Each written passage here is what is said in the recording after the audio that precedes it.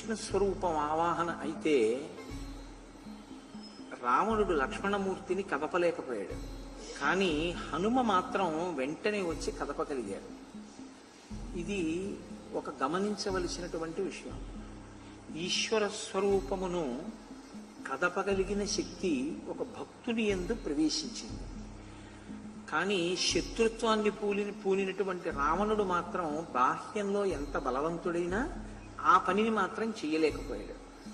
అంటే ఈశ్వరుణ్ణి కదపడం అన్నదాన్ని మీరు జాగ్రత్తగా అర్థం చేసుకున్నప్పుడు భగవంతుని యొక్క అనుగ్రహం ఎంతవరకు వెడుతుందంటే భగవంతుని యొక్క స్వరూపము భక్తునకు వశమవుతుంది.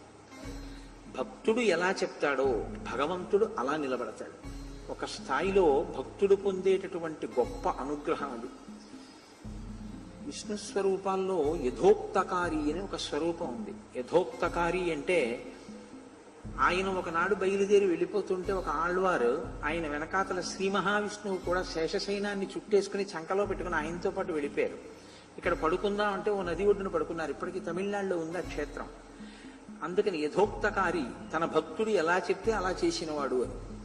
అలాగే శంకర భగవత్పాదుల విషయంలో కూడా ఒకనకొకప్పుడు దక్షిణ దేశంలో మధ్వార్జునం దగ్గర ఆయన ఒక శివాలయంలో అద్వైతమే ప్రమాణమా కాదా అని పరమేశ్వరుణ్ణి అడిగితే శివలింగంలోంచి 2 చేతులు పైకొచ్చి అద్వైతం సత్యం, అద్వైతం సత్యం, అద్వైతం సత్యం అని 3 మాటలు చేతులు ఊగి 2 చేతులతో ఉన్న శివలింగం ఇప్పటికీ తమిళనాట క్షేత్రంలో ఉంది. కాబట్టి ఈశ్వరుడు భక్తుడైనటువంటి వాడికి వశుడై ఉంటాడు. దీన్ని చూపించడం నిన్న చూపించినటువంటి ఘట్టంలో ఉన్నటువంటి అంతరార్థం. భక్తి ఎంత గొప్పదో మీరు గ్రహించవలసి ఉంటుంది.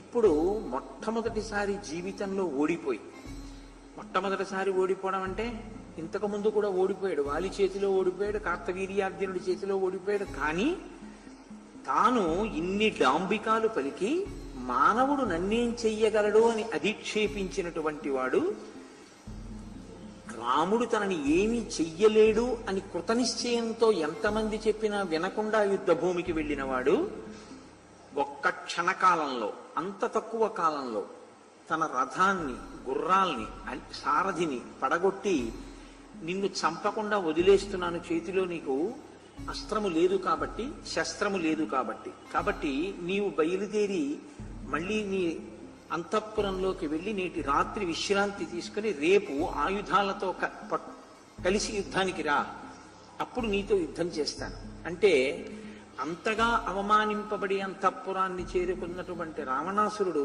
చాలా మదనపడ్డాడు.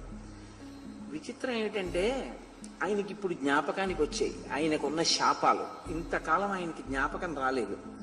సర్వం తత్కలుమీ మోఘం యత్తప్తం పరమం తపః యత్సమానో మహేంద్రేణ మనుషేనస్మి నిర్జిత. ఇంద్రుని చేత కూడా గెలవబడని వాణ్ణి, ఇంద్రుణ్ణి గెలిచిన వాణ్ణి, అంత గొప్ప తపస్సు చేసిన వాణ్ణి కేవలం ఒక మనుష్యుడి చేతిలో ఇవాళ నేను ఓడిపోయాను. దేవదానవ గంధర్వై యక్షరాక్షస పన్నగై అవధ్యత్వం మయా ప్రాప్తం మనుషేభ్యో నయాచితం. నిజంగా మనుష్య జాతి అంతా సంతోషించవలసినటువంటి శ్లోకం ఈ శ్లోకం. ఎందుకంటే మనుష్యులు నన్నేం చేస్తారు అని చెప్పి కనీసం నేను వాళ్ళ చేతిలో ఓడిపోనన్న వరం కూడా అడగను అని ప్రగల్భాలు పలికిన వాడు ఇవాళ అంటున్నాడు, నేను దేవదానవ గంధర్వ యక్ష రాక్షస పన్నగముల చేత సంహరింపబడకుండా బ్రహ్మగారిని వరం కోరాను, కానీ మనుష్యుల చేత నేను వధింపబడను అని వరం కోరుకోకపోవడం ఎంత పొరపాటైందో నాకు ఇవాళ అర్థమైంది. అంటే ఒక మనుష్యుడు అంత శక్తి కలిగి ఉంటాడు అని మహానుభావుడు రామచంద్రమూర్తి ఒక నరుడిగా ఈ భూమి మీద నడచి మనుష్య జాతికే అంత కీర్తి ప్రతిష్టలు తెచ్చినటువంటి అవతారం రామావతారం. అందుకే రామావతారాన్ని, రామచంద్రమూర్తిని ఉపాసన చెయ్యకుండా, ఆయనని పూజించి ఆయన పట్ల భక్తి లేకుండా ఉన్నటువంటి నరజన్మ సార్థకత లేని నరజన్మ. విదితం మానుషం మన్యే రామం దశరథాత్మజం ఉత్పత్స్యతే హి మధ్వంసే పురుషో రాక్షసాధమ నిహనిష్యతి సంగ్రామే త్వాం కులాధమ దుర్మతే. ఒకానొకప్పుడు అవధ్యత్వం మయా ప్రాప్తం మనుషేభ్యో న యాచితం నేను చాలా గర్వంతో ఉన్నాను, మనుష్యులు ఏం చేయగలను. కానీ ఇక్ష్వాకు వంశంలోనే పుట్టినటువంటి అనరణ్యుడు అనబడేటటువంటి రాజుతో నేను యుద్ధం చేసి ఆయన పట్ల అమర్యాదతో ప్రవర్తించినప్పుడు, ఆయన పట్ల హింసాత్మకంగా నేను ప్రవర్తించినప్పుడు ఆయన ఒక శాపవాక్కు విడిచిపెట్టాడు. మా వంశంలో జన్మించిన వాడే నీ మృత్యువునకు హేతు అవుతాడు అని. నాకు ఇప్పుడు అర్థమవుతోంది, ఇక్ష్వాకు వంశంలో పుట్టినటువంటి వాడే మహానుభావుడైనటువంటి రామచంద్రమూర్తి. నాకు ఇక్ష్వాకు కులనాథేన అనరణ్యేన యత్పురా, పూర్వకాలంలో నాకు అనరణ్యుడు ఇచ్చినటువంటి శాపం జ్ఞాపకానికి వస్తోంది. శప్తోహం వేదవత్యాచ యథాసా దర్శితా పురా సీయం సీతా మహాభాగా జాతా జనకనందిని. నేను ఒకానొకప్పుడు వేదవతి అన్న పేరుతో అమ్మవారు జన్మించింది. ఆమె పుట్టినప్పుడు వేద ఘోష వినపడింది. అటువంటి తల్లి సాక్షాత్ పరాశక్తి అంశతో జన్మించినటువంటి ఆమెను తపస్సులో ఉండగా నేను ఆమెను మోహించి బలాత్కరించబోయాను. బలాత్కరించబోతే ఆ తల్లి యోగాగ్ని యందు శరీరాన్ని విడిచిపెడుతూ ఒక శాపవాక్కు విడిచిపెట్టింది. నేనే ఒక స్త్రీగా జన్మించి నీ యొక్క కులనాశనమునకు కారణమవుతాను అంది. ఆనాడు నేను ఆడది అంటే అంత చులకనగా చూశాను. చులకనగా చూసి తపస్విని అయినటువంటి వేదవతి పట్ల మోహాన్ని పెంచుకుని ఆమె శీలాన్ని హరించే ప్రయత్నం చేశాను. ఆమె విడిచిపెట్టినటువంటి శాపవాక్కు ఇవాళ ఈ రూపంలో వచ్చింది. అందుకే సేయం సీతా మహాభాగా జాతా జనకనందిని, ఆ వేదవతియే సీతమ్మగా వచ్చింది అని నాకు అర్థమవుతోంది. ఉమానందీశ్వరశ్చాపి రంభా వరుణకన్యక యథోక్తాస్తన్మయా ప్రాప్తం నమిథ్యా ఋషి భాషితం. ఇప్పుడు అంటున్నాడు నమిథ్యా ఋషి భాషితం. ఋషులైనటువంటి వారు మాట్లాడిన మాటలు ఎన్నటికీ నిజం కాకుండా పోవడం అన్నది ఉండదు, అవి నిజమై తీరుతాయి. ఒకప్పుడు ఉమా పార్వతీదేవి నన్ను శపించింది. పరమేశ్వరుడితో కలిసి క్రీడిస్తున్నటువంటి తల్లి, నర్తిస్తున్నటువంటి తల్లి కైలాస పర్వతం మీద ఉండగా నేను కైలాస పర్వతాన్ని కదిపాను. అప్పుడు ఆమె ఆ హఠాత్ పరిణామమునకు ఉలికిపాటు చెందినదై ఇంత ఉద్ధతితో ప్రవర్తించిన వాడెవరో వాడు స్త్రీల చేతనే కులనాశనమును పొందుతాడు అంది. కాబట్టి నేను ఇప్పుడు ఆ సీతమ్మ తల్లి చేతిలో శాపవాక్కుని అనుభవించడానికే సీతమ్మ తల్లిని తీసుకొచ్చి లంకాపట్టణంలో ఉంచాను అని నాకు అర్థమవుతోంది. నందీశ్వరశ్చాపి, మీకు ఇతపూర్వం నేను చెప్పి ఉన్నాను, నందీశ్వరుడి పట్ల అమర్యాదతో ప్రవర్తించి వానరముఖమున్నవాడివి అని రావణాసురుడు ఆయన నిందిస్తే వానరములే వచ్చి రాక్షస వంశ వినాశనమునకు కారణమవుతాయి అని నందీశ్వరుడు శపించాడు. కాబట్టి నందీశ్వరుడు యొక్క శాపం నాకుంది. రంభ వరుణ కన్యక. రంభ నలకూబరుడు అనబడేటటువంటి తన యొక్క ప్రియుని ఇంటికి వెడుతుంటే నేను ఆ రంభని చూసి మోహించి బలాత్కారంగా ఆవిడ్ని అనుభవించాను.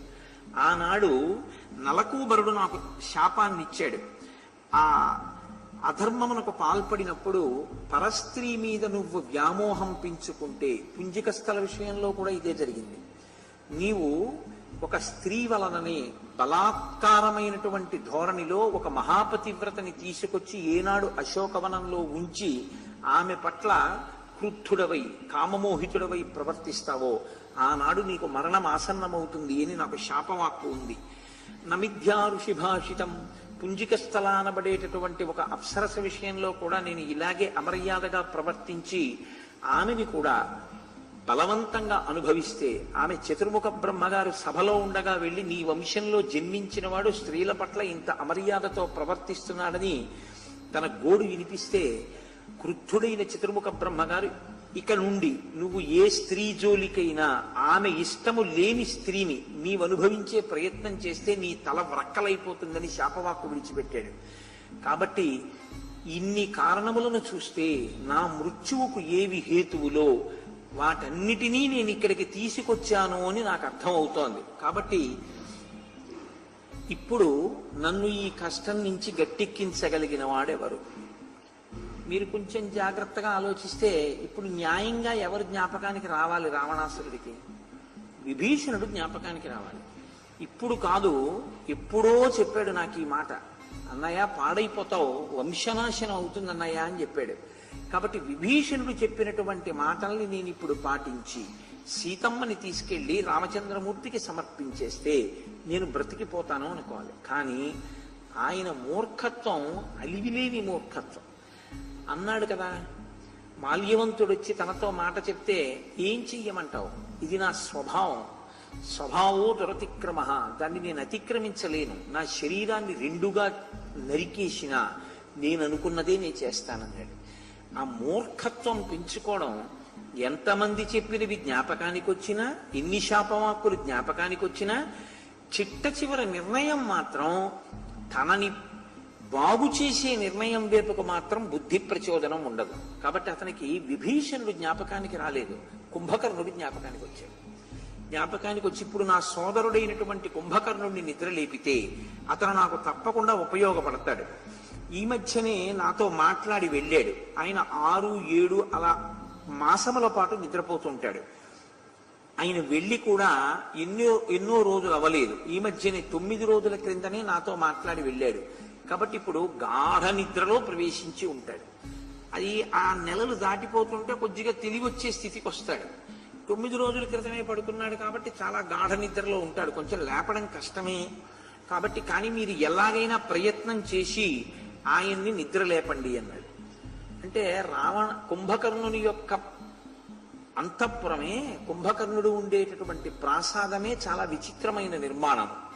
ఎందుకంటే ఆయన పర్వతకాయుడు. రాక్షసుల్లో అంత శరీరం ఉన్నటువంటి రాక్షసుడు ఇంకొకటి లేడు. అంత పెద్ద శరీరంతో ఉన్నటువంటి కుంభకర్ణుడు నడిచి వెళ్ళడానికి వీలుగా అంతంత స్తంభాలతో నిర్మాణం చేశారు ఆ ప్రాసాదాన్ని. అందులోకి రాక్షసులు కొన్ని వేల మంది ప్రవేశించారు. ఆయన ఒక పెద్ద గదిలో పడుకుని ఉన్నాడు. ఇప్పుడు ఆ గదిలోకి వెళ్ళాలి లేపడానికి. ఆ గదిలోకి వెళ్ళడానికి వాళ్ళు ప్రయత్నిస్తున్నారు. కుంభకర్ణస్య నిశ్వాసాత్ అవధూతా మహాబలాహ ప్రతిష్టమానాః కృచ్ఛ్రేణ యత్నాత్ ప్రవివిశుర్గుహాం. వీళ్ళు వెళదామని ప్రయత్నం చేసినా నిద్రపోతున్నటువంటి కుంభకర్ణుడు ఊపిరి గట్టిగా తీసి ఊపిరి విడిచిపెడుతుంటే ఆ విడిచిపెట్టినటువంటి ఊపిరి యొక్క ధాటికి వీళ్ళందరూ ఎగిరిపోయి దూరంగా పడిపోతున్నారు.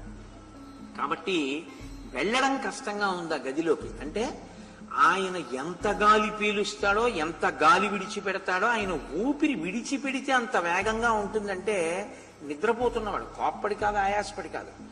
ఆయాసపడి కోప్పడినప్పుడు ఉండేటటువంటి ఊపిరి ఇంకెంత వేగంగా ఉంటుందో చూడండి.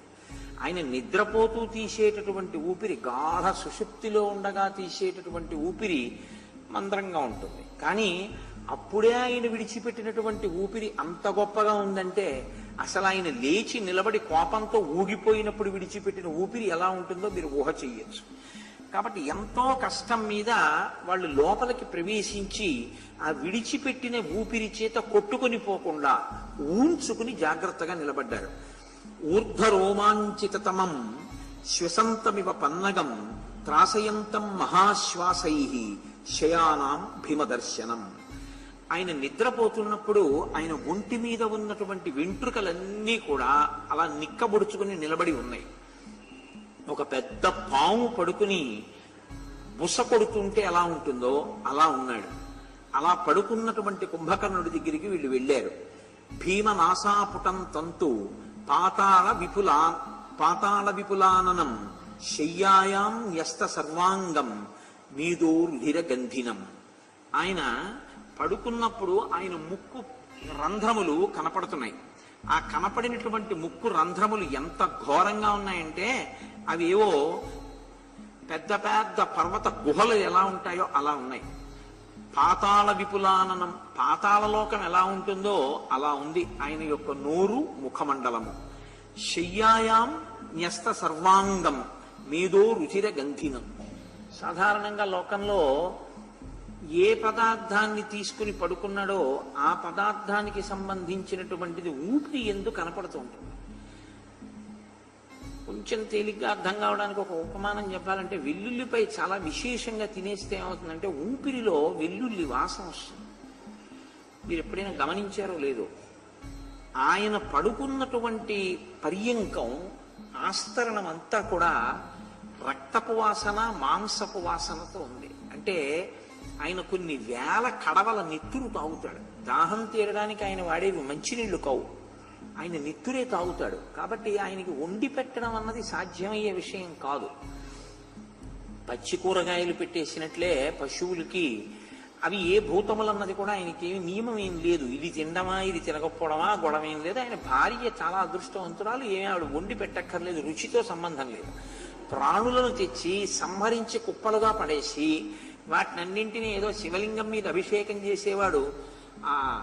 ఇక్కడే కోటప్ప కొండలో భారతీ తీర్థస్వామి వారితో కలిసి చదువుకున్నటువంటి వేద పండితుడు ఉన్నారు, మహానుభావుడు. ఆయన అభిషేకం చేస్తుంటే చూడాలి శివలింగానికి, చాలా ఆశ్చర్యంగా ఉంటుంది. ఒక దానిమ్మ పండిస్తే మంత్రభాగం అలాగే చదువుతారు. ఆ దానిమ్మ పండుని 2 చేతులతో పట్టుకుని నలిపేస్తే చక్కగా ధారగా దానిమ్మ రసం శివలింగం మీద పడిపోతుంది. ఆయన అంత వైభవోపేతంగా చేస్తారు అభిషేకం. అలా ఆ తెచ్చిన జంతువులన్నిటినీ పిండేస్తే పాత్రల్లోకి ఆ పిప్పిగా పడిపోయిన వాటిని తినేస్తాడు. ఈ కుండల్లో పోసినటువంటి రక్తాన్ని తాగేస్తాడు. అది ఆయన ఆహారం. అసలు తినే ఆహారం అలా ఉంటుందంటే ఇంకా ఆయన యొక్క యుద్ధం, ఆయన యొక్క అలజడి ఎలా ఉంటుందో, ఉద్ధతి ఎలా ఉంటుందో మీరు ఊహ చెయ్యొచ్చు. కాబట్టి భూతానాం మీరు సంకాశం రాశిం పరమతర్పణం. ఇప్పుడు ఆయన్ని ఎలా నిద్ర లేపడం అంటే పిచ్చి తిండి పిచ్చి నిద్ర రెండూ ఉన్నవాడు. కాబట్టి ఆ ఆహారపు వాసన తగిలితే లేస్తాడేమోనని భూతానాం మీరు సంకాశం, సంపబడినటువంటి అనేక ప్రాణులు, అవి మేకలు కావచ్చు, జింకలు కావచ్చు, లేళ్లు కావచ్చు, మేరు పర్వతం ఎంతెత్తి ఉంటుందో అంతంత రాసులు పోశారు ఆయన చుట్టూ. పోస్తే ఆ చనిపోయిన జంతువుల నుంచి ఆ పుల్లటి నెత్తుటి వాసన వస్తే లేస్తాడేమో ఆకలితోటి. ఆయన ఏం లేవలేదు. మృగాణాం మహిషాణాంచ వరాహాణాంచ సంచయాన్, వీటిని తీసుకొచ్చి ఎటువంటి వాటింటే మృగాణాం మహిషాణాంచ, అక్కడ జింకలు, దున్నపోతులు, అడవి పందులు, వీటిని పోగులు పోగులు కింద పోసేశారు. రాసిం అన్నస్య చాద్భుతం, పెద్ద రాసుల కింద అన్నాన్ని తీసుకొచ్చి పోసేశారు. చక్రుయిర్ నైర్యుత శార్దూల, ఈ తీసుకొచ్చి రాక్షసులు పెద్ద పెద్ద కుప్పల కింద పోసినా కూడా ఆయన మాత్రం ఆ వాసన తగులుతున్నా ఆయనేమి నిద్ర లేవలేదు. తత శోణిత కుంభాశ్చ మధ్యాని వివిధాని చ, దానితో పాటు కొన్ని వేల కడవల నిండా పచ్చి నెత్తురు నింపి ఆ నెత్తుటి కుండలు అక్కడ పెట్టారు. ఆ నెత్తుటి మీద వాసన వస్తే లేస్తాడేమో అని ఆయన వాసన పీలుస్తున్నాడంటే ఊపిరి తీసినప్పుడు ఆ వాసన లోపలికి ఎడుతోంది, కానీ ఆయన ఏం కదలలేదు. అంటే అంత గాఢ నిద్రలో ఉన్నాడు, అంత సుషుప్తిలో ఉన్నాడు. మధ్యాని వివిధానిచ, రకరకాలైనటువంటి కళ్ళు కొన్ని వేల కుండలలో పెట్టారు. ఆయన లేవలేదు. పోని సువాసన తగిలితే లేస్తాడేమోనని అగరు ధూపం చందనం మొదలైనటువంటి ముద్దలు తీసుకొచ్చి ఆ శరీరం అంతా అలదేరు, లేవలేదు. మేఘములు ఎలా గర్జిస్తాయో అలా రాక్షసులందరూ కలిసి పెద్ద పెద్ద గర్జనలు చేశారు, లేవలేదు. శంఖములు తీసుకొచ్చి కొన్ని వేల మంది ఏకకాలంలో పూరించారు, లేవలేదు. ఆవేశం తెచ్చుకొని పెద్ద పెద్ద కేకలు పెట్టారు, అయినా కూడా లేవలేదు. అందరూ కలిసి చప్పట్లు కొట్టారు, అయినా లేవలేదు. ఆయన్ని కొన్ని వేల మంది కలిసి అతి కష్టం మీద కదిపారు అటు ఇటు, అయినా ఆయన ఏం లేవలేదు. తంశైల శృంగైర్ ముసలైర్ గదాభి వక్షస్థలై ముద్గర ముష్టిభిశ్చ సుఖప్రసుప్తం భువి కుంభకర్ణం రక్షాంశుదుగ్రాని తదాని చగ్నుహో. పెద్ద పెద్ద రాకళ్ళు పట్టుకొచ్చి ఆయన గుండెల మీద కొన్ని వేల మంది కలిపి కొట్టారు, ఆయన ఏం కదలలేదు. రోకలి బండలు పనికి రాలేదని గదలు తెచ్చారు, పెద్ద పెద్ద వృక్షాలు పట్టుకొచ్చారు, అరచేతులతో పెద్ద పెద్ద ఇనప గుదియలతో పిడికిళ్లతో బలం కొద్దీ కొన్ని వేల మంది కొట్టారు, గుద్దారు ఏకకాలంలో, ఆయన ఏం కదలలేదు. అప్పుడు మృదంగాలు, తప్పెట్లు, ఢంకాలు, శంఖాలు, ఘటవాద్యములు మొదలైనటువంటివన్నీ తీసుకొచ్చి అతి బలవంతులైనటువంటి రాక్షసులు కొన్ని వేల మంది ఏకకాలంలో చెవుల పక్కన నిలబడి మోగించారు. ఆ శబ్దానికి లేస్తాడేమో, ఆయన ఇంకా బాగా నిద్రపోయాడు. ఇలా కాదు అని చెప్పి ములుగర్రలు తీసుకొచ్చి, కొరణాలు తీసుకొచ్చి, అంకుశాలు పట్టుకొచ్చి గుర్రాల్ని, ఒంటెల్ని, గాడిదల్ని, ఏనుగుల్ని పొడిచి రెచ్చగొట్టి చాలా ఆవేశంతో ఇవన్నీ పరిగెత్తుతో ఆయన శరీరం మీద తిరిగేటట్టుగా చేశారు. చేస్తే ఈ జంతువుల యొక్క సమూహములన్నీ కూడా ఒక్కసారి లేచి ఆ కుంభకర్ణుడి యొక్క శరీరం మీదకి ఎక్కి పరిగెత్తాయి. అయినా సరే ఆయన మాత్రం లేవలేదు. అప్పుడు 1000 ఢంకాలు తీసుకొచ్చి పెద్ద పెద్ద బంగారు స్తంభాలు పెట్టి ఈ 1000 ఢంకాలు కట్టారు. కట్టి ఏకకాలంలో 1000 ఢంకాలు మోగించారు. అయినా సరే ఆయన ఏమీ లేవలేదు. ఇక ఎలా లేపుతాం? వాళ్ళకి చాలా కోపం వచ్చింది, చాలా అసహ్యం వేసింది. ఇదేం పిచ్చి నిద్ర, చూడండి ఎంతకి లేపినా లేవలేదు అనుకోండి, ఏమిటో మొద్దు నిద్ర ఏమిటి అంటారు. ఆ మొద్దు నిద్ర ఏమిటి అన్నట్లే లేపమని రావణ ప్రభు అంటాడు, ఈయనేమో లేవడం. వాళ్ళకి ఎంత ఆగ్రహం వచ్చిందంటే కొన్ని వేల మంది ఆయన తల వెనకాల నించున్నారు. కొన్ని వేల మంది 2 చెవుల కింద చేరారు. చేరి ఏకకాలంలో ఇన్ని వేల మంది కలిసి జుట్టు పీకేశారు, ఇన్ని వేల మంది కలిసి చెవులు కొరికేశారు. అయినా ఆయన కథలను కూడా కదలలేదు. ఎంత పిచ్చి నిద్ర, బ్రహ్మగారి శాపం అది. కాబట్టి అలా నిద్రపోతుంటాడు ఆయన. ఆయన్ని ఎందుకు అనాలి? కృతఘ్న అనో మాట. కృతఘ్నఘ్నాయ దేవాయ జ్యోతిషాం పరయే నమః అని. సూర్యోదయం అయిపోతోంది అని ఏ పని లేనట్టు పడుకోవడానికి సిద్ధపడి ఉలికిపాటుతో లేచి పూజా మందిరంలోకి వెళ్లాలన్న ఉత్సాహం లేకుండా పడుకున్న వాళ్ళందరూ కుంభకర్ణులే, ఆయన్నే అనక్కర్లేదు. కాబట్టి ఇప్పుడు లేవట్లేదు అన్న బాధతో కొన్ని 100 కడవల నీళ్లు పట్టుకొచ్చి ఆయన చెవుల్లో పోసేశారు. పోసేస్తే మంగళగిరి పానకాల స్వామి కడుపులోకి పానకం వెళ్ళిపోయినట్టు ఈ 100 కడవల నీళ్లన్నీ చక్కగా ఆయన చెవుల్లోకి వెళ్ళిపోయాయి. తప్ప ఆయన మాత్రం లేవలేదు. ఇక ఏం చేస్తే లేస్తాడు? వాళ్ళకి అర్థం కాలేదు. ఆఖరి ప్రయత్నంగా ఒక్క పని చేద్దామనుకున్నారు. వారణానాం సహస్రంచ శరీరేస్య ప్రధావితం కుంభకర్ణస్తతో బుద్ధ స్పర్శం పరమబుద్ధ్యత. ఒక్కసారి కొన్ని వేల ఏనుగుల్ని తీసుకొచ్చి అన్ని ఏనుగుల్ని ఆయన శరీరం మీదకి ఎక్కించేశారు. ఎక్కించేస్తే కాళ్ళ మీద, చేతుల మీద, కడుపు మీద, గుండెల మీద కొన్ని వేల ఏనుగులు ఎక్కి ఏనుగుల్ని తిప్పారు. ఏనుగు బరువు అంటే మాట్లాడండి, ఇన్ని వేల ఏనుగులు ఆయన శరీరం మీద పడతాయంటే పడుకుంటే ఇంకా ఎక్కడానికి ఇంకొక ప్రదేశం కూడా ఉంది కనుక వీపు అవిని. సాధారణంగా వీపు ఎక్కడాన్ని ఎక్కించుకుంటారు తాతగారు మనవణ్ణి. ఎక్కించుకోవలసిన వీపు ఖాళీగానే ఉంది. బరువు పెట్టుకోకూడని గుండెల మీద, బరువు ఎక్కిస్తే గబుక్కుని ఉలికి పడేటటువంటి కడుపు మీద, తొడల మీద, కాళ్ళ మీద ఇన్ని వేల ఏనుగులు తిరుగుతున్నాయి. నిలబెట్టడం కాదేదోను, అవి తిరుగుతున్నాయి. అంటే ఇంకా ఎక్కుతాయి, చోటుంది. ఇక వాళ్ళు ఊరుకున్నారు ఇవి తిరిగితే లేస్తాడేమో అని. ఇన్ని వేల ఏనుగులు శరీరం మీద తిరగడం మొదలుపెట్టిన తర్వాత ఆయనకి కొంచెం తెలివి వచ్చినట్లయింది. ఆయనకి తెలివి వస్తే వచ్చే పెద్ద సమస్య ఏమిటో తెలుసండి, తినేస్తాడు, ఎదురుగుండా ఎది కనపడితే. అప్పుడు ఆయనకి ఉన్న బాధ ఏమిటంటే వానరులా రాక్షసులా అవేమి చూడ్డం. మొహం కడుక్కోక్కర్లేదు, బెడ్ కాఫీ తాగేయచ్చు అంటే కుంభకర్ణుడి లక్షణం ఉంది అని గుర్తు కదండి. అందుకని ఆయన ఎదురుగుండా ఏం కనపడితే దాన్నే నోట్లో పడేసుకుంటాడు. వండక్కర్లేదు, అదేం పచనం చేయక్కర్లేదు. అది పరిగెడుతున్నా, బతికున్నా, ఎలా ఉన్నా తీసి నోట్లో పడేసుకుంటాడు. కాబట్టి ఇప్పుడు వాళ్ళకి భయం వేసింది, లేస్తున్నాడేమో అని వాళ్ళకి అనుమానం వచ్చి వాళ్ళందరూ పారిపోయారు గదిలో వచ్చి. కానీ లేచాడో ఆకలి, కడుపు నిండిందో నిద్ర. లేరని మీరు అనుకుంటున్నారా? కుంభకర్ణుడు వంశవాళ్ళు చాలా మంది ఉన్నారు. నాకు తెలుసున్నాయని ఒక ఆయన ఉన్నాడు, నేను ఆశ్చర్యపోయాను. ఒకసారి తలకి కట్టుకుని కనపడ్డాడు నాకు. ఏమన్నా అలా ఉన్నారేమో అని అడిగాను. అడిగితే ఆయన అన్నాడు, ఏమీ లేదండి, మాకు పశ్చిమ గోదావరి జిల్లాలో పొలం ఉంది, అక్కడికి వెళ్ళి బాగా ముంజికాయలు తినేసాను కోటేశ్వరారు.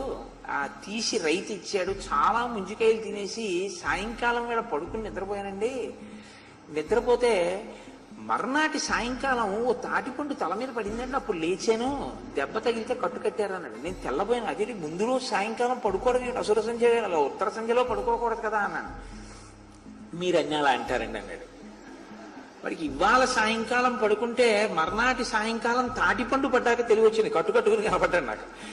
ఎంత అసహ్యం వేసిందో ఆ తాటి చెట్టుకి. నా ముంజులన్నీ తినేసి ఎలా పడుకున్నాడు, ఓ పండు పారేసింది తల మీద. అది కట్టుకు తిరుగుతున్నాడు. ఇంకా అది పడకపోతే అంటే ఎప్పుడు లేచేవాడు, 2-3 రోజులు అలా పడుకుంటాడులా ఉంది. నాకు చాలా ఆశ్చర్యం వేసింది. వాల్మీకి మహర్షి ఉత్తినే రచన చేయలేదు, ఇలాంటి వాళ్ళు ఉంటారనమాట. రేపు ఈ ప్రసంగం ఎక్కడో ఏ టీవీలోనో విన్నాడంటే నా గురించే చెప్పారు కోటేశ్వరరావు అనుకుంటారు. పేరు చెప్పలేదు కాబట్టి గొడవలేదు. కాబట్టి సనాగ భోగాచల శృంగ కల్పౌ విక్షిప్య బాహు విరిశృంగసారౌ వివృత్య వక్త్రం బడబా ముఖాభం నిశాచరోసౌ వికృతం జృంభే. నిద్ర లేచిన వాడికి మంచి నిద్రలో లేచాడనుకోండి, ఆవలింతలు మొదలవుతాయి. మంచి గాఢ నిద్రలో లేపేశారు కదా, కాబట్టి ఇప్పుడు ఆయన కళ్ళు నులుముకున్నాడు. ఎర్రటి సూర్యబింబం ఎలా ఉంటుందో అలా ఉన్నాయి ఆ కళ్ళు. లేచి చేతులు ఇలా చాపాడు. ఎందుకు అంటే ఓసారి ఇలా అనుకోవడానికి ఇలా అన్నాడు. ఇలా అంటే ఇప్పుడు ఆ చేతులు ఎలా ఉన్నాయిట, పర్వత శిఖరములు ఎలా ఉంటాయో అలా ఉన్నాయిట ఆ చేతులు. మహాసర్పాలు ఎంత పొడుగ్గా ఉంటాయో అంత పొడుగ్గా ఉండి ఆ చెయ్యిలా ముట్టుకుందామంటే దిక్కుమాలిన చెయ్యి ఎక్కడా మెత్తతనంగా ఉండడం అన్నది లేదు. గిరిశృంగములు ఎంత కఠినంగా ఉంటాయో అంత కఠినంగా ఉన్నాయి. అసలు ఆయన్ని ఎలా పడగొట్టాలో అర్థం కాలేదు. యుద్ధభూమిలో ఆయన యుద్ధానికి వెడితే మీరు ఎలాగో ఎదురు వింటారుగా. కాబట్టి ఇప్పుడు అంత కఠినమైనటువంటి చేతులు, అటువంటి బలమైనటువంటి తన బాహువులను ఒకసారి అలా చాపాడు. చాపి సముద్ర గర్భంలో ఉండేటటువంటి బడబానలం ఎలా ఉంటుందో అటువంటి నోరు, అక్కడ ఒక అగ్నిహోత్రం ఉంటుంది అని, అటువంటి నోరు తెరిచాడు. అంటే ఆ నోరు అంత ఎర్రగా, ఎప్పుడూ మరి నెత్తురే తాగి ఎప్పుడే మాంసం తింటే ఏముంది, నోరు అలా ఉంటుందిలా ఉంది. కాబట్టి తస్యజాజృంభమాణస్య వక్త్రం పాతాళ సన్నిభం దదృశే మేరుశృంగాగ్రే దివాకర ఇవోదిత. ఆయన ఒక పెద్ద ఆవలించాడు. ఆవలిస్తే ఆ నోరు బాగా ఎప్పుడు తెరుస్తారంటే ఆవలించినప్పుడే. అదో గొప్ప సంతోషం అనుకుంటారు, అదో పెద్ద ప్రజ్ఞ అనుకుంటారు. అనుకుని ఉపన్యాసం వినడానికి వచ్చి మైకులో చెప్తున్న ఉపన్యాసం వినపడుతుందో లేదేమో కానీ వాడు ఆవలించిన ఆవలింత రామనామ క్షేత్రం వరకు వినపడుతుంది. అలా ఆవలించి అదేదో చాలా గొప్ప అనుకుంటారు. రాక్షసాంశలో పెడతారు అలాంటి పిచ్చి పనులు చేస్తే. ఉపన్యాసానికి వచ్చి నిద్రపోతూ ఉండడం, ఉపన్యాసానికి వచ్చి ఆవలిస్తూ ఉండడం. వచ్చినప్పుడు భగవత్ కార్యం మీద వెళ్ళినప్పుడు ఎప్పుడూ కూడా పూనికతో ఉండేటట్టు వెళ్ళాలి. అంతే తప్ప భగవత్ కార్యమునందు పిచ్చి నిద్ర, భగవత్ కార్యంలో అలసత్వంతో ఉండడం, సోమరితనంతో ఉండడం మంచి పద్ధతి కాదు. కాబట్టి ఆయన ఒక పెద్ద ఆవలించాడు. ఇప్పుడు నోరు బాగా పగల తీసి ఆవలిస్తే పాతాళ లోకం ఎలా ఉంటుందో అలా ఉంది. అంటే ఒక లోకమే ఆ నోటిలో పడుతుందా అన్నట్టుగా ఉంది. ఆయన దదృశే మేరుశృంగాగ్రే దివాకర యువోదిత, మేరుశృంగం మీద ఉదయించేటటువంటి సూర్యబింబం ఎలా ఉంటుందో అంత ఎర్రగా ఉన్నాయి ఆ పై తట్టు, ఆ దవడలు, ఆ నాలుక భాగము మొదలైనటువంటివన్నీ. ఆయన నిద్ర లేచాడు. లేవగానే నన్ను ఎవరు లేపారు అన్న ఆలోచన తర్వాత, లేపినవాడు తర్వాత కనపడతాడు, మాట్లాడచ్చు. ముందు ఆకలి, లేవగానే ఆకలి వేయడం అంత మంచి లక్షణం కాదు, అలా ఉండకూడదు. లేవగానే ఆకలి ఏంటి? లేచిన తర్వాత ముందు కనీసం అనుష్ఠానం అయ్యేంత వరకు శరీరం నిలబడగలగాలి. ఏదో కొన్ని వ్యాధులు ఉంటాయి, ఏదో 6 గంటలు దాటితే తినకుండా ఉండకూడదు, ఏదో ఒకటి తినాలి అని, అదో ప్రారంధం. అటువంటిప్పుడు దాన్ని నేను దోషం పట్టను. కానీ శరీరాన్ని నిలబెట్టవలసి వచ్చినప్పుడు అదొక ధర్మం కిందకి వెళ్ళిపోతుంది. దాన్ని తప్పు అని చెప్పడం కూడా చాలా కష్టం, అలా చెప్పకూడదు కూడా. ఎందుకంటే ఇది ఉంటే కదా ఈ ధర్మ సాధనం. ఇది తప్ప ఉట్టినే లేవగానే ఆకలేసి చేయడం, లేవగానే ముందు ఏదో ఒకటి తినేస్తూ ఉండడం, అదే పనిగా తాగేస్తూ ఉండడం, అలా ఉండకూడదు. ఈశ్వర కార్యమునకు వెళ్ళిపోయే పూనికి ఎక్కువ ఉండాలి. తప్పనిసరి పరిస్థితుల్లో ఏదో దాని గురించి అల్లరి తప్ప అంత మరీ ఆహారమునందు వ్యామోహం, ఆహారం తినేసిన తర్వాత నిద్రపోవడం, ఎప్పుడు బతుకంతా దేని మీద అంటే కడుపు కన్ను, ఇది నింపుతూ ఉండడం, ఇది పడిపోతుంది, ఇది విప్పడం, ఇది నింపడం, ఇది నింపడం, ఇది పడిపోవడం, ఇది విప్పడం, మళ్ళీ తినడం, అలా ఉండకూడదు. కొంతమంది చూడండి ఎందుకు తినేస్తారో తెలియదు, పిచ్చి తిండి అంటారు. మా అమ్మగారు ఓ మాట అంటుండేది, కూర బాగుంది అని 2వ మాట వేసుకుని కూర బాగుందని 3వ మాట తింటే ఆవిడ అనేది కడంత కడాకు తినడం నేర్చుకోకు జీవితంలో లేదు. అది వ్యామోహం. ఆహారమును అలా తినకూడదు. ఒకే పదార్థంతో పిచ్చిగా జుర్రుకు తినడం మంచి పద్ధతి కాదు. అది వ్యామోహం కిందకి వెళ్ళిపోతుంది కొన్నాళ్ళకి. పదార్థం బాగుంది అంతే, దాని ఎందుకు వ్యామోహం లేకుండా అభినందించి ఇంకొకటి తినడం కూడా నేర్చుకోవాలి. అలా ఉండాలి తప్ప కడంట కడాకు తినకండి అంటుండేది ఆవిడ. అలా పెద్దలు మహాతల్లు వాళ్ళు అలా నేర్పారు, ఏదో మంచి మాటలు చెప్పారు. కాబట్టి దదృశే మీరు శృంగాగ్రే దివాకర యోదిత, లేవగానే తినేయాలి ఇప్పుడు. కాబట్టి చేతులు చాపి వెతుక్కుని చూశాడు అలా ఒకసారి. అబ్బో పెద్ద పర్వత శిఖరాల్లో పోసేశారు, ఎలాగో తినేస్తాడని అన్నం, ఆ జంతువులు, వీటినన్నింటినీ ఇవన్నీ తినేశాడు. తినేసిన తర్వాత అక్కడ పెట్టినటువంటి ఆ రక్తాన్నంతటినీ కూడా కొన్ని వేల కణవల రక్తాన్ని తాగేశాడు. తాగేయడం వల్ల కొవ్వు తినేశాడు, మాంసం తినేశాడు, అదంతా ఒళ్ళంతా పోసేసుకున్నాడు. ఇప్పుడు లేచాడు. ఇప్పుడు బాగా లేచి ఎవరో ఆ గోడ పక్కన నించున్నారు, నన్ను ఎందుకు లేపారు అన్నాడు. ఇప్పుడు అంటే ఇంకా తినడు, కడుపు నిండింది. అలా అని కూడా నమ్మకమే ఉండదు, తినేస్తుంటాడు. కుంభకర్ణుడు మీరు యుద్ధకాండలో చూద్దరు కానీ ఆయన యుద్ధం చేయడం కన్నా తినేస్తుంటాడు ఎక్కువ. అదే ఆయన యుద్ధం అంతే. అసలు లోకంలో చాలా విచిత్రమైన స్థితి ఏంటంటే ఈయన గురించి దేవతలు బెంగపెట్టుకున్నారు. ఈయన లేచుంటే మీరు నేను మన వంశాలు ఇవేమి ఉండవు.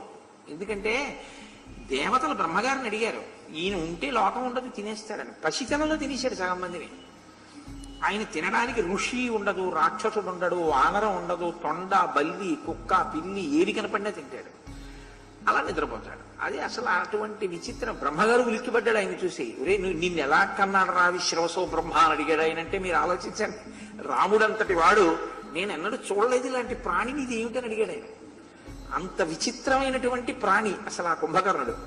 కాబట్టి ఇప్పుడు ఎవరు గోడచాటున ఉన్నవాళ్ళు ఎందుకు లేపారు? నన్ను ఎవరైనా లేపారా? లేపారు కాబట్టే కదా ఇవన్నీ సిద్ధంగా పెట్టారు. ఇంకా నేను నిద్రపోలేదే కంటి నిండా, ఎందుకు లేపేశారు? అంత అవసరం ఏమొచ్చింది? రాజుకి ఏమైనా ఇబ్బంది వచ్చిందా అన్నాడు. అంటే అంత అవసరం అయితే తప్ప ఈయన్ని లేపరు ఎవరు. ఈయన్ని లేపవలసినంత అవసరం ఆ ఊళ్ళో ఏం ఉండదు. ఎందుకంటే వీళ్ళ తమ్ముళ్ళు చాలా మంది ఉన్నారు అక్కడ, వాళ్లే చక్కబెట్టేస్తారు. కాబట్టి ఎందుకు ఇబ్బంది వచ్చింది? ఇప్పుడు యూపాక్షుడు అనబడేటటువంటి వాడు చాలా జాగ్రత్తగా అంజలి ఘటించి మాట్లాడాడు. మనుష్యుని వలన మనకి తీరనటువంటి భయం ఏర్పడింది అన్నాడు. మనుషాన్నో భయం రాజన్ తుములం సంప్రబాధతే. మనకి మనుష్యుడి వలన పెద్ద ఆపద వచ్చింది, ఉలిక్కి పడ్డాడు. సీతాపహరణ కారణంగా చాలా కోపాన్ని పొందినటువంటి రామచంద్రమూర్తి వానర సైన్యంతో కలిసి లంకాపట్టణం మీద యుద్ధానికి వచ్చారు. ఒక వానరుడైనటువంటి హనుమ లంకాపట్టణ ప్రవేశం చేసి లంకనంతటినీ కాల్చి కొన్ని వేల మంది యోధుల్ని సంహరించి రావణుని యొక్క కుమారుడైన అక్షకుమారుణ్ణి కూడా సంహరించాడు. నేడు మీ అన్నయ్య అయినటువంటి రావణాసురుడు రామచంద్రమూర్తి చేతిలో ఓడిపోయి పరాభవాన్ని పొంది అంతఃపురంలో కుమిలిపోతూ కూర్చునున్నాడు. కాబట్టి నిన్ను లేపి తీసుకురమ్మని అడిగారు. కాబట్టి నువ్వు బయలుదేరి మీ అన్నగారి దర్శనానికి వస్తే బాగుంటుంది అంటే ఆయన అన్నాడు, ఎందుకు యుద్ధభూమికి వెళ్ళిపోతానండి, రామలక్ష్మణుల్ని తెగటార్చేస్తాను, ప్రతివాడికి ఇదో తేలికే, వెళ్ళిపోతానన్నాడు. అంటే వాళ్ళన్నారు, కాదు నువ్వు మీ అన్నగారిని చూసి ఆయన మాటలు విని వెడితేనే బాగుంటుంది. కాబట్టి నువ్వు లంకాపట్టణంలో ఉన్న ఆ అంతఃపురానికి, రావణాంతఃపురానికి రావలసింది. ఆయన లేచి స్నానం చేశాడు. స్నానం చేసి వస్త్రములు కట్టుకునేటప్పటికి ఆయనకి దాహం వేసి. అంటే ఈశ్వరుడి విషయంలో మనం ఇది పాటిస్తుంటాం. ఈశ్వరుడికి అభిషేకం చేసినప్పుడు ఎక్కువ ఆకలిస్తుంది. అభిషేకం చేశారనుకోండి మీరు ఈశ్వరుడికి, వెయ్యదు అని మీరు అనుకోకండి. ధ్రువమూర్తికి అభిషేకం చేస్తే ప్రతిష్ఠ చేయబడినటువంటి మూర్తిని మీరు సరిగ్గా నివేదనలు పెట్టలేదనుకోండి, అవి ఆకలి పొందుతాయి. కాబట్టి దేవాలయ నిర్వహణ సరిగ్గా లేకపోతే ఎవరు నిర్వహిస్తున్నారో వాళ్ళు ఈశ్వరుడి యొక్క ఆగ్రహానికి గురవుతారు. అందుకని దేవతలు అభిషేకాన్ని పొందితే ఆకలి బాగా వేస్తుంది అని కొంచెం రాసి గట్టిగా ఉంచి అభిషేకానంతరం నివేదన చేస్తారు. అభిషేకం చేస్తే దాహం కూడా వేస్తుంది అని స్నానానంతరం శుద్ధాచీవనీయం సమర్పయామి అని ఒక మంత్రం. అందుకే షోడశోపచారాల్లో స్నానం చేస్తే కొద్దిగా నీళ్లు తాగండి అంటాం. ఎందుకంటే స్నానం చేసిన తర్వాత కూడా బడలిక పొందుతుంది శరీరం, దానివల్ల కొద్దిగా నీటిని పుచ్చుకుంటుంది అని. అలా ఇప్పుడు ఆయన స్నానం చెయ్యగానే ఆయనకి దాహం వేసింది. ఆయన దాహం వేస్తే కొద్దిగా మంచినీళ్ళు తాగి రావణాసురుణ్ణి కలుసుకోవాలి. ఆయన కొద్దిగా దాహం తీరడము అంటే 2000 కడవల మద్యం తాగాడు. కొద్దిగా అంటే ఒక గ్లాసుడు 2 గుటకల మంచినీళ్ళు తాగి ఎక్కడికన్నా బయలుదేరుతూ ఉంటాను చూసారా, గొంతు తడారిపోకూడదు అనుకుంటే 1-2 గుటకలు తాగి బయలుదేరుతారు. అలా ఒక 2000 మద్యపు కడవలను స్వీకరించాడు. స్వీకరించి రావణాంతఃపురానికి వెళ్ళడం కోసమని చక్కగా ఆయన్ని తీసుకెళ్లే వాహనాలు ఏముంటాయండి, కష్టం కదా. బహుశా రావణాసుడికి ఎందుకో ఆలోచన కూడా రాలేదులా ఉంది అలా తయారు చేద్దామని. ఆయన లంకాపట్టణ రాజవీధుల్లో నడిచి వెడుతున్నాడు. వెడుతుంటే లంకా ప్రాకారము బయట వానరులు ఉన్నారు. వాళ్ళకి కనపడ్డాడు ఈయన. కనపడగానే వాళ్ళు పారిపోవడం మొదలెట్టారు. ఎందుకని అంటే అసలు ఇదేంటి అంతఃప్రాణి ఏమిటి, అది వస్తుందా యుద్ధానికి అని అడిగారు. అడిగితే మరి అక్కడ లేచిందంటే వస్తుంది, లంకలో లేచిందంటే ఇక్కడికి వస్తుందిగా వానరుల మీదకి అనగానే అసలు దాంతో మనకి యుద్ధం ఏమిటని వాళ్ళు పారిపోవడం మొదలుపెట్టారు. అప్పుడు రామచంద్రమూర్తి కూడా ఆశ్చర్యపోయారు. నేను ఇంత పూర్వం ఎప్పుడూ ఇటువంటి ప్రాణిని కాని, ఇంత పెద్ద శరీరం ఉన్న రాక్షసుణ్ణి కానీ నేను చూడలేదు. విభీషణ అసలు ఎవరైనా అని అడిగారు. అడిగితే అస్య ప్రమాణాత్ సదృశో రాక్షసో న్యోన విద్యతే, ఈయన మా అన్నగారైనటువంటి రావణాసురుని యొక్క తమ్ముడు, నాకు అన్నగారు, మధ్యలో పుట్టినటువంటి వాడు, కుంభకర్ణుడనేటటువంటి పేరు కలిగినటువంటి వాడు, విశ్రవసో బ్రహ్మ యొక్క కుమారుడు. ఈయన అస్య ప్రమాణాత్ సదృశో రాక్షసోన్యోన విద్యతే, రాక్షస జాతి మొత్తంలో ఇంత పెద్ద శరీరం ఉన్న రాక్షసుడు ఇప్పటి వరకు లేడు. అంత పెద్ద రాక్షసుడు. శూలపాణిం విరూపాక్షం కుంభకర్ణం మహాబలం. ఈయన కొన్ని బారుల పొడుగుండేటటువంటి ఒక పెద్ద శూలాన్ని పట్టుకుంటాడు. అది కాల్చినటువంటి నల్ల ఇనుముతో తయారు చేయబడిన శూలం. ఆ శూలానికి బంగారపు పూత పూయించాడు రావణాసురుడు. ఏదో విగ్రహాలకి వాటికి బంగారపు పూత పూస్తుంటారే గోపురాలకి, అలా ఆయన పట్టుకునే శూలానికి బంగారు పూత పూయించాడు. ఆ శూలం పట్టుకుని యుద్ధం చేస్తూ ఉంటాడు. అలా వాళ్ళు విశేష బలంతో ఉంటారు. కానీ కుంభకర్ణుడి యొక్క గొప్పతనం ఏమిటంటే అతనిది దేవతానుగ్రహం చేత వచ్చినటువంటి బలం కాదు. దేవతలు ఆ బలం కనపడకుండా ఆయన్ని నిద్రపుచ్చారు. నిజంగా ఆయన్ని వదిలేశారనుకోండి, మీరు ఆయన్ని వదిలేస్తే మీరు ఆయన్ని పట్టుకోలేరు. ఎందుకో తెలుసా అండి, ఆయన ఇంకా తినేస్తాడు. 6 నెలలు పడుకోలేదనుకోండి, పడుకోకపోతే ఇంకా తినేస్తాడు. ఇంకా తినేస్తే ఇంకా పెరిగిపోతాడు, ఇంకా పడుకుంటాడు. అదే పనిగా తిని పడుకుని చేస్తే ఇంకా ఎంత పెరిగిపోతాడే. కాబట్టి అతని బలం దేవతానుగ్రహంగా వచ్చింది కాదు, పుట్టుకతో వచ్చింది. అన్యేషాం రాక్షసేంద్రేణాం వరదాన కృతం బలం. ఇతరమైనటువంటి రాక్షసుల యొక్క బలం ఇలా పుట్టుకతో వచ్చిన బలం కాదు, వాళ్ళకి దేవతల యొక్క అనుగ్రహంగా వచ్చినటువంటి బలం. ఏతేన జాతమాత్రేణ క్షుధార్తేన మహాత్మన భక్షితాని సహస్రాణి సత్వానాం సుబహూన్యపి. ఆయన ఆకలి కూడా అలాగే ఉంటుంది రామ. ఆయనకి చాలా ఆకలి వేస్తే ఎన్ని ప్రాణులను ఆయన తింటాడు అన్నది లెక్క కట్టడం చాలా కష్టం. సాధారణంగా లోకంలో ఇంకా నాకు చాలండి అని తృప్తితో అనేది ఏది అంటే ఒక్క అన్నం విషయంలో. మీరు ఎన్నిచ్చినా నాకు ఇంకా చాలండి అని మనిషి అంటాడు అని ఊహించడం చాలా కష్టం. ఒక్క భోజనం అయితే మాత్రం ఏదో ఒక స్థితిలో అమ్మ కడుపు నిండిపోయింది ఇంకొద్దండి అంటాడు. ఆ మాట లేని ప్రాణి ఎవరైనా ఉంటే లోకంలో కుంభకర్ణుడు ఒకడే. కాబట్టి ఎంత తింటాడు అన్నది చెప్పడం కుదరదు రామ.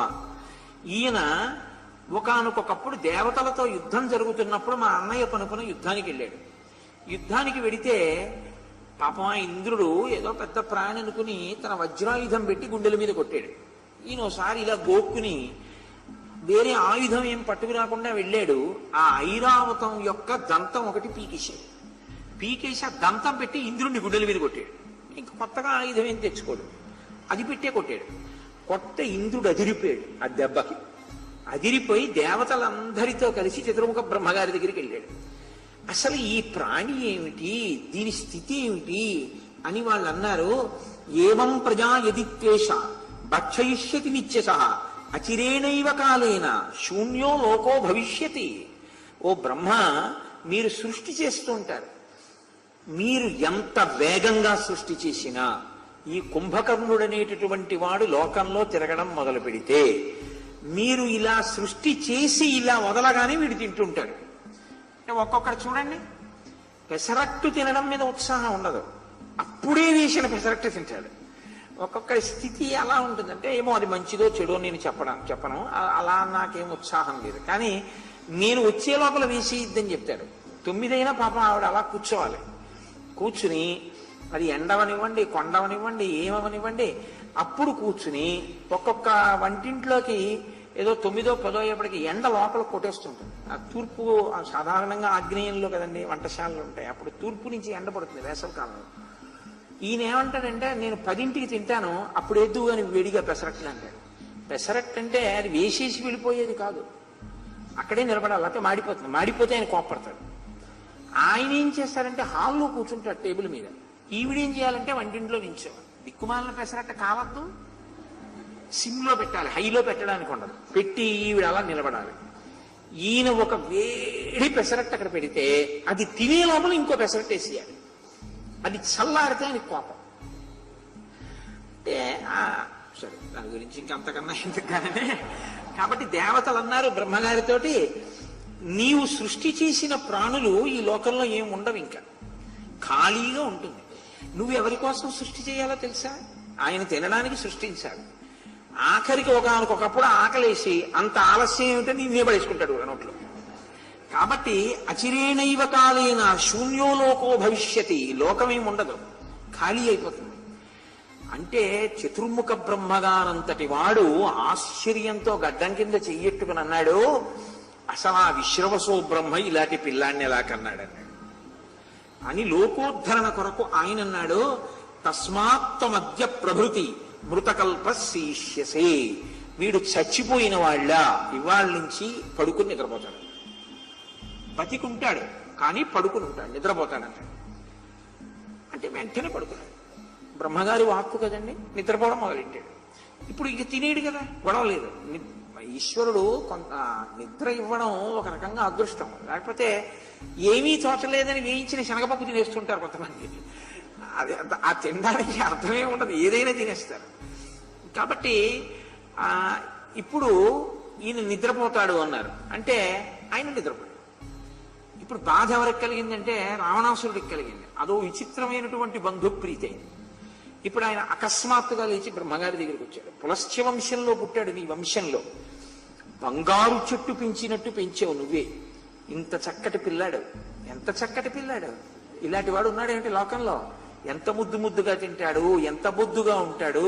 అలాంటి పిల్లాన్ని నిద్రపుచ్చేస్తావా? వాడు గుణగుణ తిరుగుతూ ఆడుకుంటూ తింటూ తిరుగుతుంటే ఎంత బాగుంటుంది. వాడిని అలా శపించావేమిటి? ఇంకొక మాట చెప్పన్నాడు. అంటే ఆయన అన్నాడు, 6 నెలలు తింటాడు, 6 నెలలు పడుకుంటాడు, 6 నెలలకి 1 రోజు లేస్తాడు. ఆ రోజున వీడి తినడానికి నేను చేసిన సృష్టిలో చాలా సరిపోతుందన్నాడు. అది కూడా కనకనలాడిపోతున్న ఆకలితో అగ్నిహోత్రం ఎలా ఉంటుందో అలా తినేస్తాడు. అగ్నిహోత్రంలో నిలబడేస్తే కాలిపోతుంది, దాన్ని ఏం పచనం చేయడం ఏమి ఉండదు ఆయనకి, ఇంకా అంత టైం ఏమి ఇవ్వడం. కాబట్టి 6 నెలలకి లేస్తుంటాడు, లేచి 1 రోజు ఉంటూ ఉంటాడు, ఉండి తింటూ ఉంటాడు. కాబట్టి నేను ఆ ఒక్క ఉపశాంతి వాక్కు ఇస్తాను. అంటే అప్పటి నుంచి ఆయన 6 నెలలు నిద్రపోవడం, లేస్తూ ఉండడం అన్నది అలవాటుగా మారిపోయింది. అటువంటి వాడు చాలా భయంకరమైనటువంటి యుద్ధం చేస్తాడు. కుంభకర్ణుడు యుద్ధానికి వస్తే అసలు ఆ ప్రాణిని చూసి యుద్ధభూమిలో నిలబడడం ఎవరికైనా చాలా కష్టం. అంటే రామచంద్రమూర్తి ఆశ్చర్యపోయే లోపలే చాలా మంది వానరులు సేతువు దాకా వెళ్ళిపోయారు. అసలు అది యుద్ధానికి వచ్చిన తర్వాత ఇంకా దాంతో యుద్ధం ఏంటి అని వాళ్ళు వెళ్ళిపోతే విభీషణుడు అన్నాడు, అది ప్రాణి అని, అది కదిలి వచ్చి తింటుందని, అది బతికున్నటువంటి ఒక జీవి అని వానరులకు చెప్పకండి. చెబితే వాళ్ళు భయపడిపోతారు. వాళ్ళు కాదు, ఎవరూ నిలబడరు యుద్ధభూమిలో. కాబట్టి ఒక యంత్రం ఒకటి తిరుగుతూ ఉంటుంది లంకాపట్టణంలో. ఒక పెద్ద యంత్రాన్ని నడుపుతారు అప్పుడప్పుడు. అది యంత్రం, అది లంకలో తిరుగుతోంది అని చెప్పండి. ఆ యంత్రం బయటకు వస్తుంది, వచ్చినప్పుడు మనందరం చెట్లు విసరాలి, శిఖరాలు విసరాలి, ఆ యంత్రం పడిపోతుందని చెప్దాం. చెప్తే తినదు కదా అనుకుంటారు. కాబట్టి ఏదో విసురుతారు చెట్లు కొమ్మలు. ఆ తర్వాత చూద్దాం వాడి సంగతి. రామచంద్రమూర్తి ఉన్నారు కదా, అది వాళ్ళ ధైర్యం. అందుకని ఉచ్యంతాం వారా సర్వే యంత్రమేతత్ సముచ్ఛ్రితం ఇది విజ్ఞాయ హరయో భవిష్యంతీహ నిర్భయాః. మనం యంత్రము అని చెప్తే నిర్భయంగా ఉండేటటువంటి అవకాశం ఉంటుంది.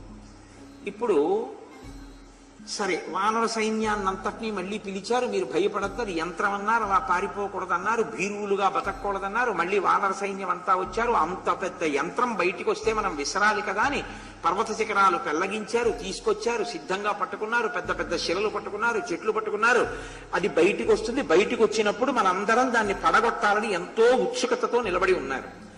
ఆ సమయంలో కుంభకర్ణుడు రావణ దర్శనం కోసమని రావణాంతఃపురంలోకి వెళ్ళాడు. ఆయన పెద్ద ఆసనం మీద కూర్చున్నాడు. పాపం మర్యాద మాత్రం పాటిస్తాడు ఏ విషయంలోనైనా. ఒక్కటి, కుంభకర్ణుడు ఒక్కొక్కసారి ధర్మం గురించి మాట్లాడతాడు. బొత్తిగా అలా నిద్రపోయి అలా లేచాడు కాబట్టి ఆయనకి ఏమీ తెలియదు అనుకోవడానికి లేదు. అంత మరీ బొత్తిగా అజ్ఞానిగా ఉంటాడా అంటే ధర్మాన్ని మాట్లాడుతుంటాడు. ఆయన అన్నగారి పాదములకు వంగి నమస్కరించాడు. నమస్కరించి కూర్చున్నాడు. కూర్చుంటే చాలా పెద్ద ఆపదొచ్చింది కాబట్టి నువ్వు నాకు సహాయం చెయ్యాలి, రామలక్ష్మణుల్ని నిర్జించాలి అని రావణుడు అడిగాడు. ఓ పెద్ద నవ్వు నవ్వాడు. నవ్వి రావణునితో అన్నాడు, దృష్టో దోషో హియోస్మాభిః పురా మంత్ర వినిర్ణయే హితేష్వనభిరక్తేన సోయం అసాదిత్యస్త్వయా. నీకు ఇతపూర్వమే తమ్ముడు చెప్పాడు, మంత్రులు చెప్పారు. అసలు మంత్రుల్ని సంప్రదించకుండా సీతమ్మని తీసుకురావడమే పెద్ద నేరం. సీతమ్మని మంత్రుల్ని సంప్రదించకుండా తీసుకొచ్చావు. తీసుకొచ్చిన తర్వాత యుద్ధం వచ్చింది. ఇప్పటికైనా మంత్రులందరూ ఏం చెప్పారో అది చెయ్యడం న్యాయం. అది చెయ్యలేదు. కాబట్టి ఇప్పుడు ఈ ఫలితం ఎందుకు వచ్చింది? నువ్వు చేసుకున్న పనికే వచ్చింది. కాబట్టి నువ్వు చేసిన పనికి వచ్చిన ఫలితాన్ని నువ్వు అనుభవించవలసి ఉంటుంది. కాబట్టి రామలక్ష్మణుల చేతిలో లంక నువ్వు నేను అందరం కూడా బాధపడవలసి ఉంటుంది. దేశకాల విహీనాని కర్మాణి విపరీతవత్ క్రియమాణాని దుష్యంతి హవింష్య ప్రయతేష్వివ. ఒక యజ్ఞం చేసేటప్పుడు ఆ యజ్ఞంలో పైకి లేస్తున్నటువంటి అగ్నిహోత్రమునందు హవిస్సు సమర్పణం చేసేటప్పుడు దాన్ని కూడా శాస్త్రాన్ని అనుసరించి సమర్పణం చెయ్యాలి. ఆ అధికారం ఉన్నవారు సమర్పణం చెయ్యాలి. లేకపోతే శాస్త్రరహితంగా అగ్నిహోత్రంలో వేసినటువంటి హవిస్సు ఎలా నశించిపోతుందో, దేవతలు ఎలా స్వీకరించరో అలా దేశము కాలము ఈ రెండిటినీ పట్టించుకోకుండా ఎప్పుడూ న్యాకు పౌరుషము ప్రతాపము ఉన్నాయనుకున్నవాడు చేసే పనులు ఇలాగే కట్టి కుడుకుతాయన్నాడు. చాలా గొప్ప మాట కదండి. ఎప్పుడూ నేనింతవాడిని అనుకోవడమే తప్ప కొండ అద్దమందు కొంచెమై ఉండదా అన్న మాట ఆలోచించడం చేత కాలేదనుకోండి, చాలా కష్టంగా ఉంటుంది జీవితం, చాలా ఇబ్బందిగా ఉంటుంది. దేశకాలములను పట్టించుకోవడం నీకు చేత కాలేదు కాబట్టి ఇటువంటి విపరీత పరిస్థితిని ఎదుర్కొంటున్నావు. త్రిషు చైతేషు శ్రేష్టం శ్రుత్వా తన్నావబుధ్యతే రాజావా రాజమాత్రోవా వ్యర్థం తస్య బహుశ్రుతం. ఎన్ని వినడం అన్న విషయాన్ని పక్కన పెట్టన్నయ్యా. నువ్వు చాలా విన్నావు, వేదం నేర్చుకున్నావు. ఎన్ని విన్నావు అన్నది ప్రధానం కాదు. విన్న దాంట్లో పురుషార్థముల యందు మూడిటిని నువ్వు ఎలా వాడుకుంటుంటావు అన్నది చాలా ప్రధానం. పురుషార్థములలో మూడుని ఎందుకన్నాడంటే, మూడు పురుషార్థములను సక్రమంగా వినియోగిస్తే నాలుగవ పురుషార్థమైన మోక్షము చేకూరుతుంది. ఇందులో అన్నయ్య కామమును ధర్మంతో ముడివేసి అనుభవించాలి, అర్థమును ధర్మంతో ముడివేసి అనుభవించాలి.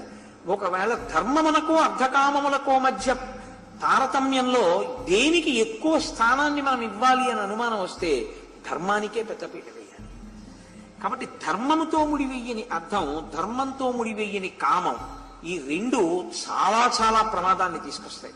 అర్థము ధర్మంతో ముడిపడిపోతే రక్షిస్తుంది, కామము ధర్మంతో ముడిపడిపోతే రక్షణే ఇస్తుంది. అవి రెండు దోషభూయిష్టాలు కావు. కానీ నీ కామము ధర్మముతో ముడిపడలేదు, ఇది నీకు ఉపద్రవాన్ని తీసుకొస్తాను. నీ యందు అనురక్త కాని స్త్రీని తీసుకొచ్చావు. కామమునకిచ్చినటువంటి ప్రాధాన్యత ధర్మమునకి ఇవ్వలేదు. నీతో యుద్ధానికి వచ్చిన ఆయన అర్ధకామములను పక్కన పెట్టి ధర్మానికి ప్రాధాన్యత ఇచ్చినవాడు. ఇప్పుడు ఒకడు పురుషార్థములలో ధర్మమును విడిచిపెట్టి కామాన్ని పట్టుకున్నవాడు, ఒకడు అర్ధకామములను ధర్మంతో ముడివేసి ధర్మాన్ని బాగా పట్టుకున్నవాడు.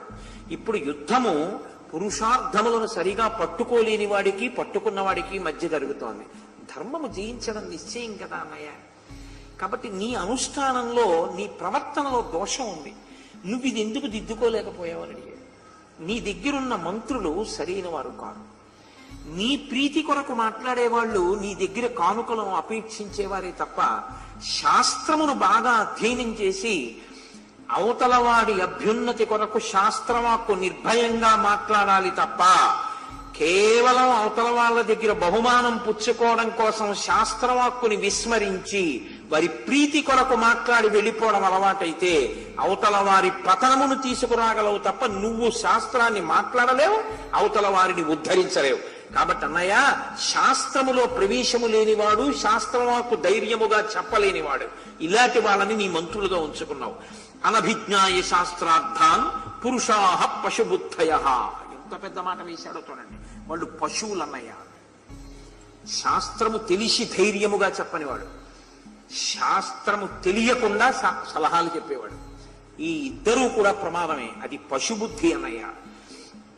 ప్రాగల్భ్యాద్వక్తుమిచ్చంతి మంత్రీష్వభ్యంతరీకృతాః.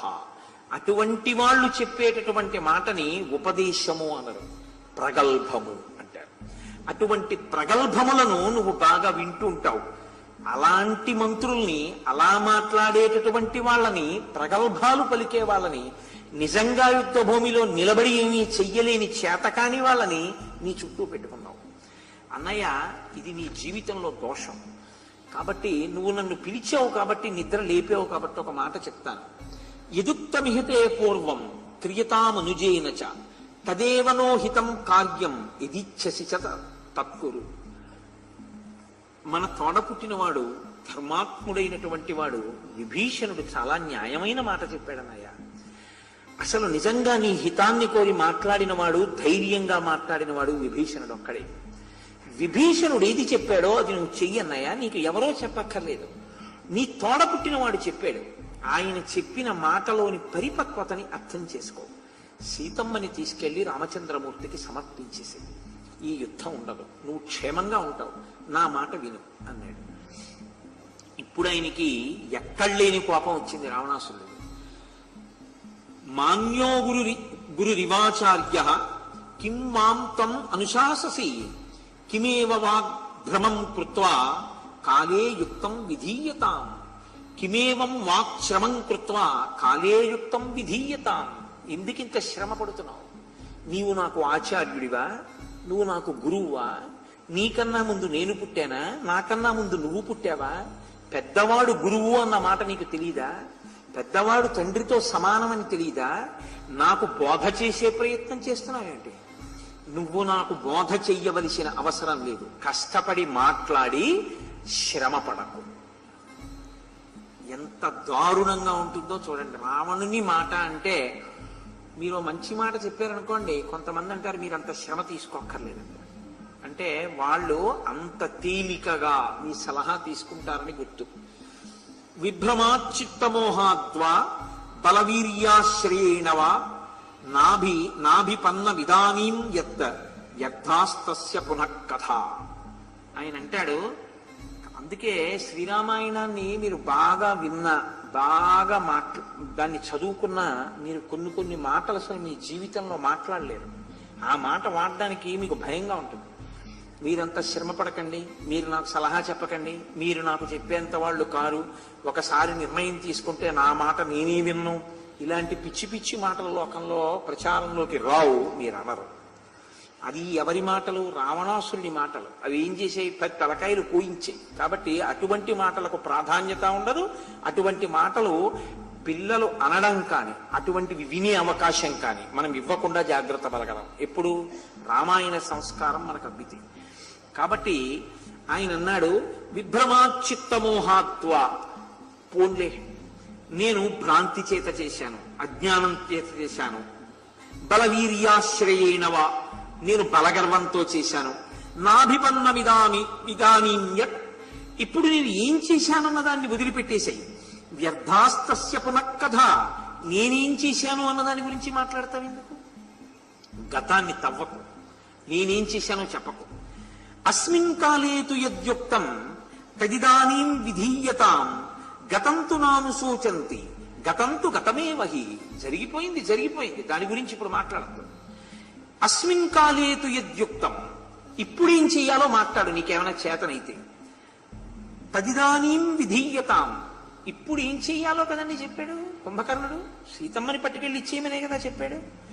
నేను మీకు మొదటి నుంచి చెప్తున్నాను, తను ఏమనుకుంటున్నాడో అది చెప్తేనే ప్రీతి పొందుతాడు తప్ప, తను ఇప్పుడు చెప్పమన్నాడు కదా అని ఆయన ఇష్టపడనిది మీరు చెప్పారనుకోండి, ఆయన ఏం ఒప్పుకూడదండి.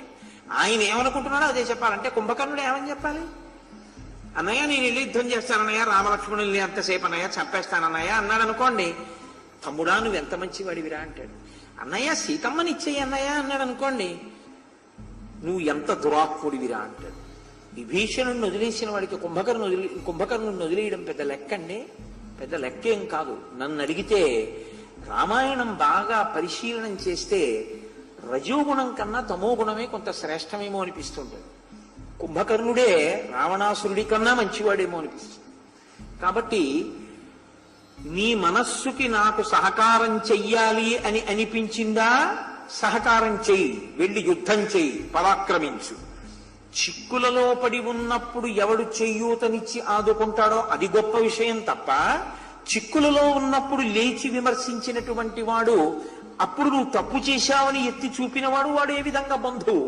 కాబట్టి నువ్వు ఏమైనా నాకు ఉపకారం చెయ్యాలనుకుంటున్నావా అని అడిగాడు.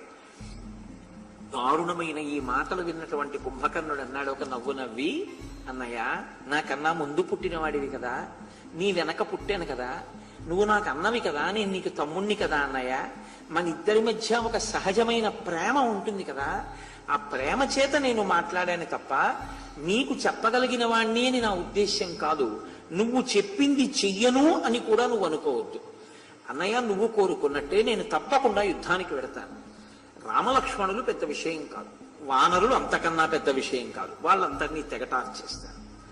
అధపూర్వం హతేతేన మయిత్వాం హంతి రాఘవ నాహమాత్మని సంతాపం గచ్చేయం రక్షసాధిప. ఇక్కడ ఈశ్వరుడు ఆయన నోటి నుంచి ఒక మాట పలికించేశాడు. అన్నయ్య నువ్వు చచ్చిపోవడం నీ చచ్చిపోయాకే అన్నాడు. ఇది యథాలాపంగా అన్నా కూడా సోదర ప్రేమ ఉన్నవాడైతే రావణుడు కుంభకర్ణుడిని పంపకూడదు. ఎందుకంటే ఇది ధర్మయుద్ధం కాదు, రాజ్య ప్రయోజనం కోసం జరుగుతున్న యుద్ధం కాదు, ఎవరో దండెత్తి వస్తే జరుగుతున్న యుద్ధం కాదు. తాను కామమోహితుడై వేరొకరి భార్యని అపహరించి తీసుకొచ్చి తన అంతఃపురంలో బంధిస్తే ఆమె భర్త వచ్చి చేస్తున్న యుద్ధం.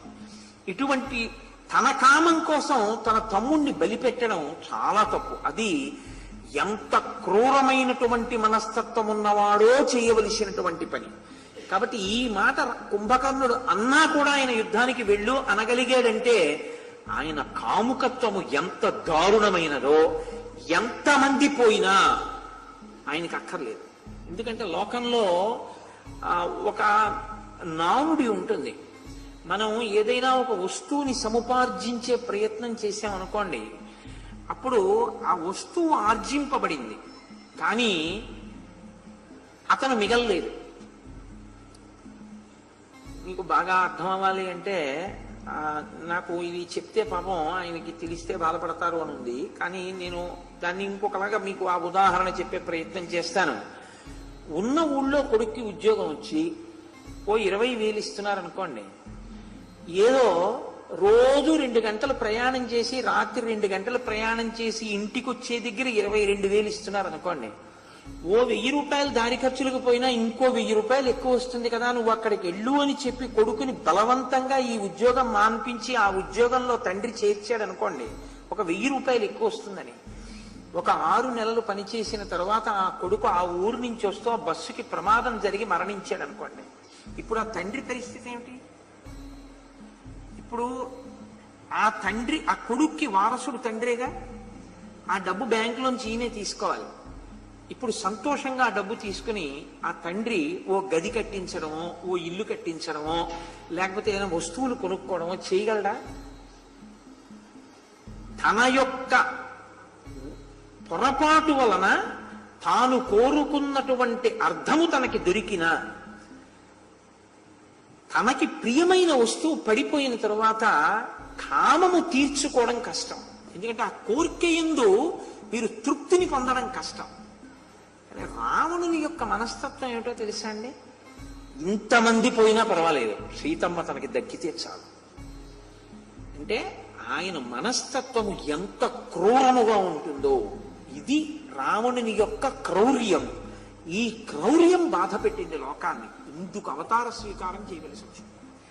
ఇంకా ఉంచాడనుకోండి రామచంద్రమూర్తి, ఈశ్వరుడు ఆయన ఉంచాడనుకోండి, ఆయన బలం, ఆయన తపస్సు మీకేమిటండి అన్నారు అనుకోండి, ఆయన సంతోషించడం ప్రధానం. దానికోసం ఆయన ఏదైనా చేస్తాడు. అప్పుడు ఎంతమంది ఏడుస్తారు?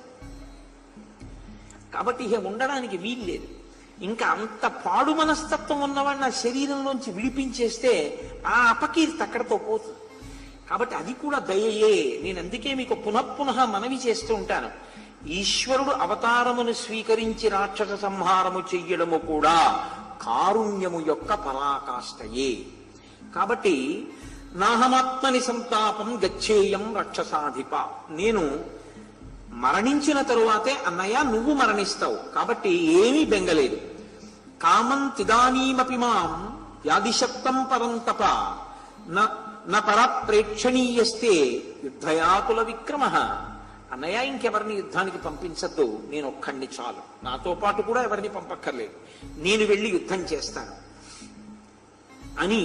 యది శక్రో యది యమో యది పావక మారుతో తానహం యోధయిష్యామి కుబేర వరుణావపి. ఆ వచ్చినటువంటి వాడు ఇంద్రుడే కాని, యముడే కాని, అగ్నిహోత్రుడే కాని, ఎంతటి గొప్ప యోధుడే కాని, కుబేరుడే కాని, గిరిమాత్ర శరీరస్య శితశూలధరస్య మే నర్దత స్త్రీక్షణ దంస్త్రస్య బిభీయాక్ష పురందర. నాది పర్వతము వంటి శరీరం, భయంకరమైన కోరలు. అసలు నా శరీరం చాలన్నాయా యుద్ధం చేయడానికి? ఈ శరీరంతో యుద్ధం చేస్తాను. కాబట్టి ఇంత గొప్ప శరీరము, అటువంటి శూలము ఉన్నవాడిని యుద్ధానికి వెడితే ఎవరినైనా మట్టు పెట్టేస్తాను, కాబట్టి నువ్వు బెంగ పెట్టుకోకనయ్యా అన్నాడు. ఈ లోపల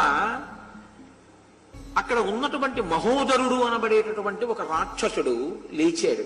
రాక్షస బోధలు చాలా విచిత్రంగా ఉంటాయి.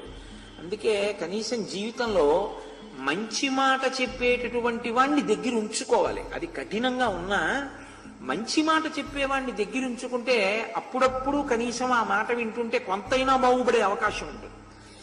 ఇప్పుడు ఆ మహోదరుడు లేచన్నాడు, ఈ కుంభకర్ణుడు మంత్రుల గురించి, ధర్మం గురించి ఇన్ని మాట్లాడాడు. నీవు ప్రభువువి, నీకు కామం కలిగింది, నీ కామాన్ని నువ్వు తీర్చుకోవడమే ధర్మం, అంతే. ధర్మం ఇంకేంటి? ప్రభువుకి ఏ కోరిక కలిగిందో ఆ కోరిక తీర్చుకోవడం ధర్మం. నీకు సీతమ్మను అనుభవించాలనిపించింది, సీతమ్మని తీసుకొచ్చావు, అదే ధర్మం. ఇప్పుడు నీ కోరిక తీరకపోవడం విచారకరం. నీ కోరిక తీరనందుకు ఎలా తీరుతుందని మేము ఆలోచించాలి, అది మా ధర్మం. ఎంత చమత్కారంగా ఉంటాయో చూస్తారండి. లోకంలో ఇప్పటికీ ధర్మం అన్న పేరుతో చాలా చిత్ర విచిత్రమైన బోధలు ఉంటాయి. అందుకే మీకు నేను స్వతంత్రించి ఒక సలహా చెప్తున్నాను. ఎప్పుడూ కూడా రెండు ప్రమాదకరమైన వస్తువుల్ని మీ దగ్గర ఎప్పుడు ఉంచకూడదు. ఏమిటో తెలుసా అండి? ఎవరు పడితే వాళ్ళు రాసిన పుస్తకాన్ని ఇంట్లో ఉంచకూడదు. ఎందుకో తెలుసా? పుస్తకం మీ ఇంట్లో పెద్ద ప్రమాదాన్ని తీసుకొస్తుంది. మీరు ఏ పుస్తకాన్ని పడితే ఆ పుస్తకాన్ని చదివి ఇందులో స్వీకరించవలసినంత మంచి లేదు, ఇందులో తప్పులు చెప్పబడ్డాయి, ఇది ప్రమాదకరం, ఇది వక్రభాష్యం, మనం స్వీకరించద్దు అని మీకు తెలుస్తుంది. మీరు గూట్లో పెట్టి వెళ్ళిపోతారు. మీరు ఏ ఊరో పెడతారు, మీ అబ్బాయి చదువుతాడు, అన్నీ మీకు చెప్పడుగా. వాడు ఆ పుస్తకం చేత ప్రచోదనం పొందుతాడు, ఇలా చెయ్యొచ్చు అనుకుంటాడు. నేను రామాయణం మీదే ఒకనకొకప్పుడు నేను ఆఫీసులో ఉంటే ఒక ఆయన పట్టుకొచ్చి నాకు ఒక పుస్తకం ఇచ్చారు. నేను ఆ రామాయణం మీద ఆ వ్యాఖ్యానం చదివి తెల్లబోయాను. నిజంగా ఇంత ఘోరమా రామాయణం గురించి రాయడం, ఇలా ఉందా రామాయణంలోని? సరే, అది వేరే విషయం అనుకోండి. అథెంటికేటెడ్ రైటర్స్, చెప్పడానికి అధికారము ఉండి ఏది చెప్పచ్చో ఏది చెప్పకూడదో, చెప్పకూడనివి చెప్పేవాళ్ళు ఉంటారు. మీరు ఏ ఉపాసన చెయ్యకూడదో అన్ని ఉపాసనలు అందరూ చెయ్యలేరు. ఏ ఉపాసన అందరూ చెయ్యడం సాధ్యం కాదో దాన్ని చాలా గొప్పగా యువతలవాడు దానికి ఆకర్షితుడయ్యేటట్టుగా, ఓహో ఇది చాలా తేలిక, దీన్ని పొందొచ్చు అనుకుని మీరు దాని పట్ల ఉత్సాహపడేటట్టుగా రచనలు చేసి పుస్తకాలను అందుబాటులోకి తెస్తున్నారు. ఇష్టం వచ్చినట్టు యంత్రాలని వీధరుగుల మీద పెట్టినట్టు అరుగుల మీద పెట్టి అమ్మేస్తున్నారు. యంత్రం అంటే అంత తేలికండి? యంత్రాన్ని హ్యాండిల్ చేయడం అంటే?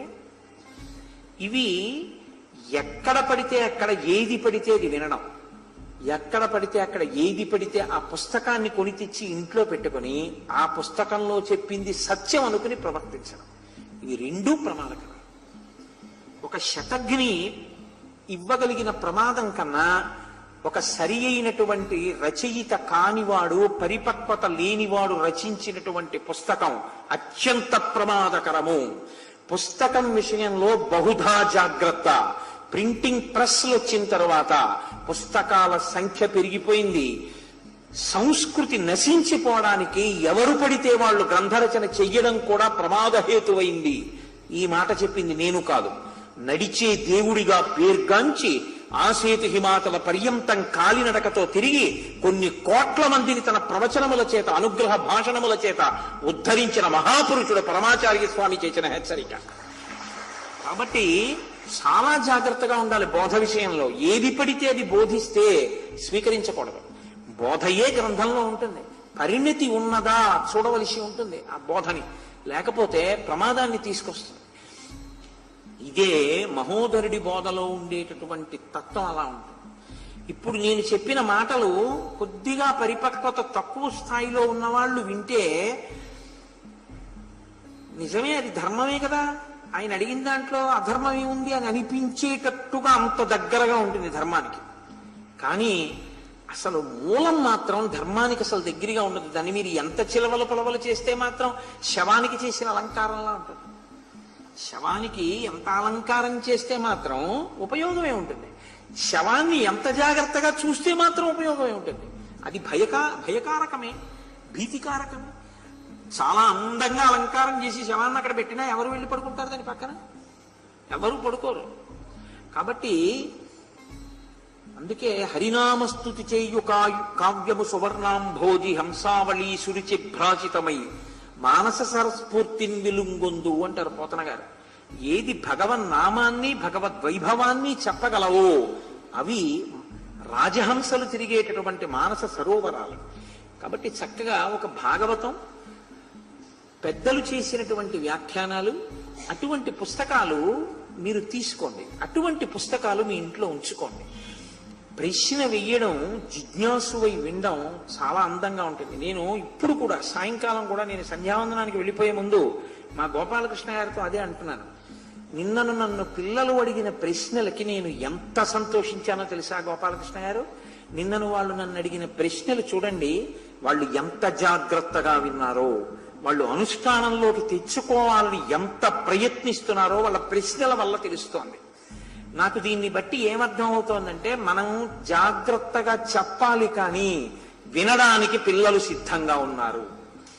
చెప్పకపోతే అది మన తప్పే తప్ప పిల్లల మీద వినరు అన్న మాట అనడానికి అవకాశం లేదని నాకు అర్థమవుతోంది అని నేను ఇందాక.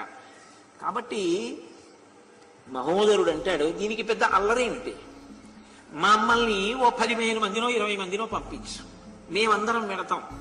రాముడు కొడతాడు మమ్మల్ని, మేము రాముడిని కొట్టాం. రామనామాంకితమైన బాణములు మాకు గుచ్చుకుంటాయి. మేమేం చేస్తామంటే బాణాలు గుచ్చుకున్నాక పారిపోయి వచ్చేసి రామచంద్రమూర్తిని వధించేశాం అందరం కలిసి పెద్ద చప్పట్లు తరుస్తూ అల్లరి చేస్తూ మేము ప్రకటిస్తాం. నువ్వేం చేస్తావో తెలుసా? నిజంగా శత్రువు మరణించినప్పుడు ఏం చేస్తారో అది చెయ్యి.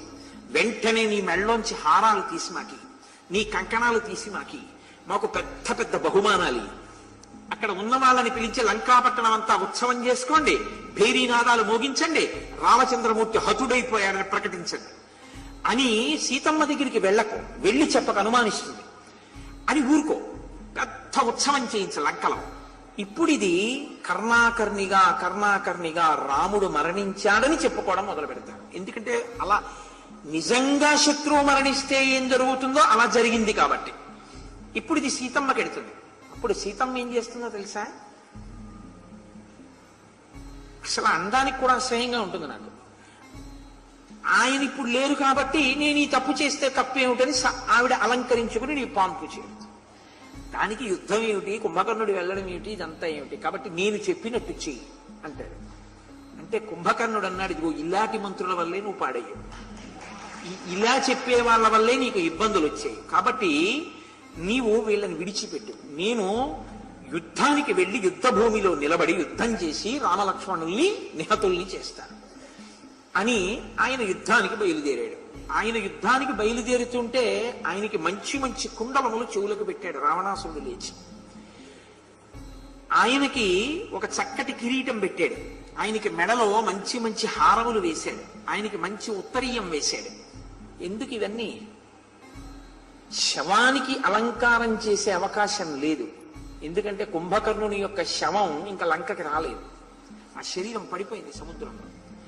శవానికి చేయవలసిన అలంకారం ముందు చేసేస్తున్నాడు అన్నగారు. హాయిగా ఎక్కడో నిద్రపోతున్న వాడిని లేపి యుద్ధానికి పంపి తన కామానికి బలి చేస్తున్నాడు. క్రౌర్యము అన్న మాటకి పరాకాష్ట, రాక్షసత్వమునకు పరాకాష్టయే రావణాసురుడు. కాబట్టి ఇప్పుడు ఆ కుంభకర్ణుడు యుద్ధానికి బయలుదేరి పెద్ద పెద్ద అడుగులు వేసుకుంటూ ఆ ప్రాకారం నుంచి యుద్ధ భూమిలోకి ప్రవేశించాడు. ఇప్పటి వరకు యుద్ధం చేయడంలో చాలా చాలా గొప్పవాళ్లుగా ప్రఖ్యాతి వహించి పెద్ద పెద్ద రాక్షస యోధుల్ని నిర్జించారు. ఎవరు? నీలుడి వంటి వారు.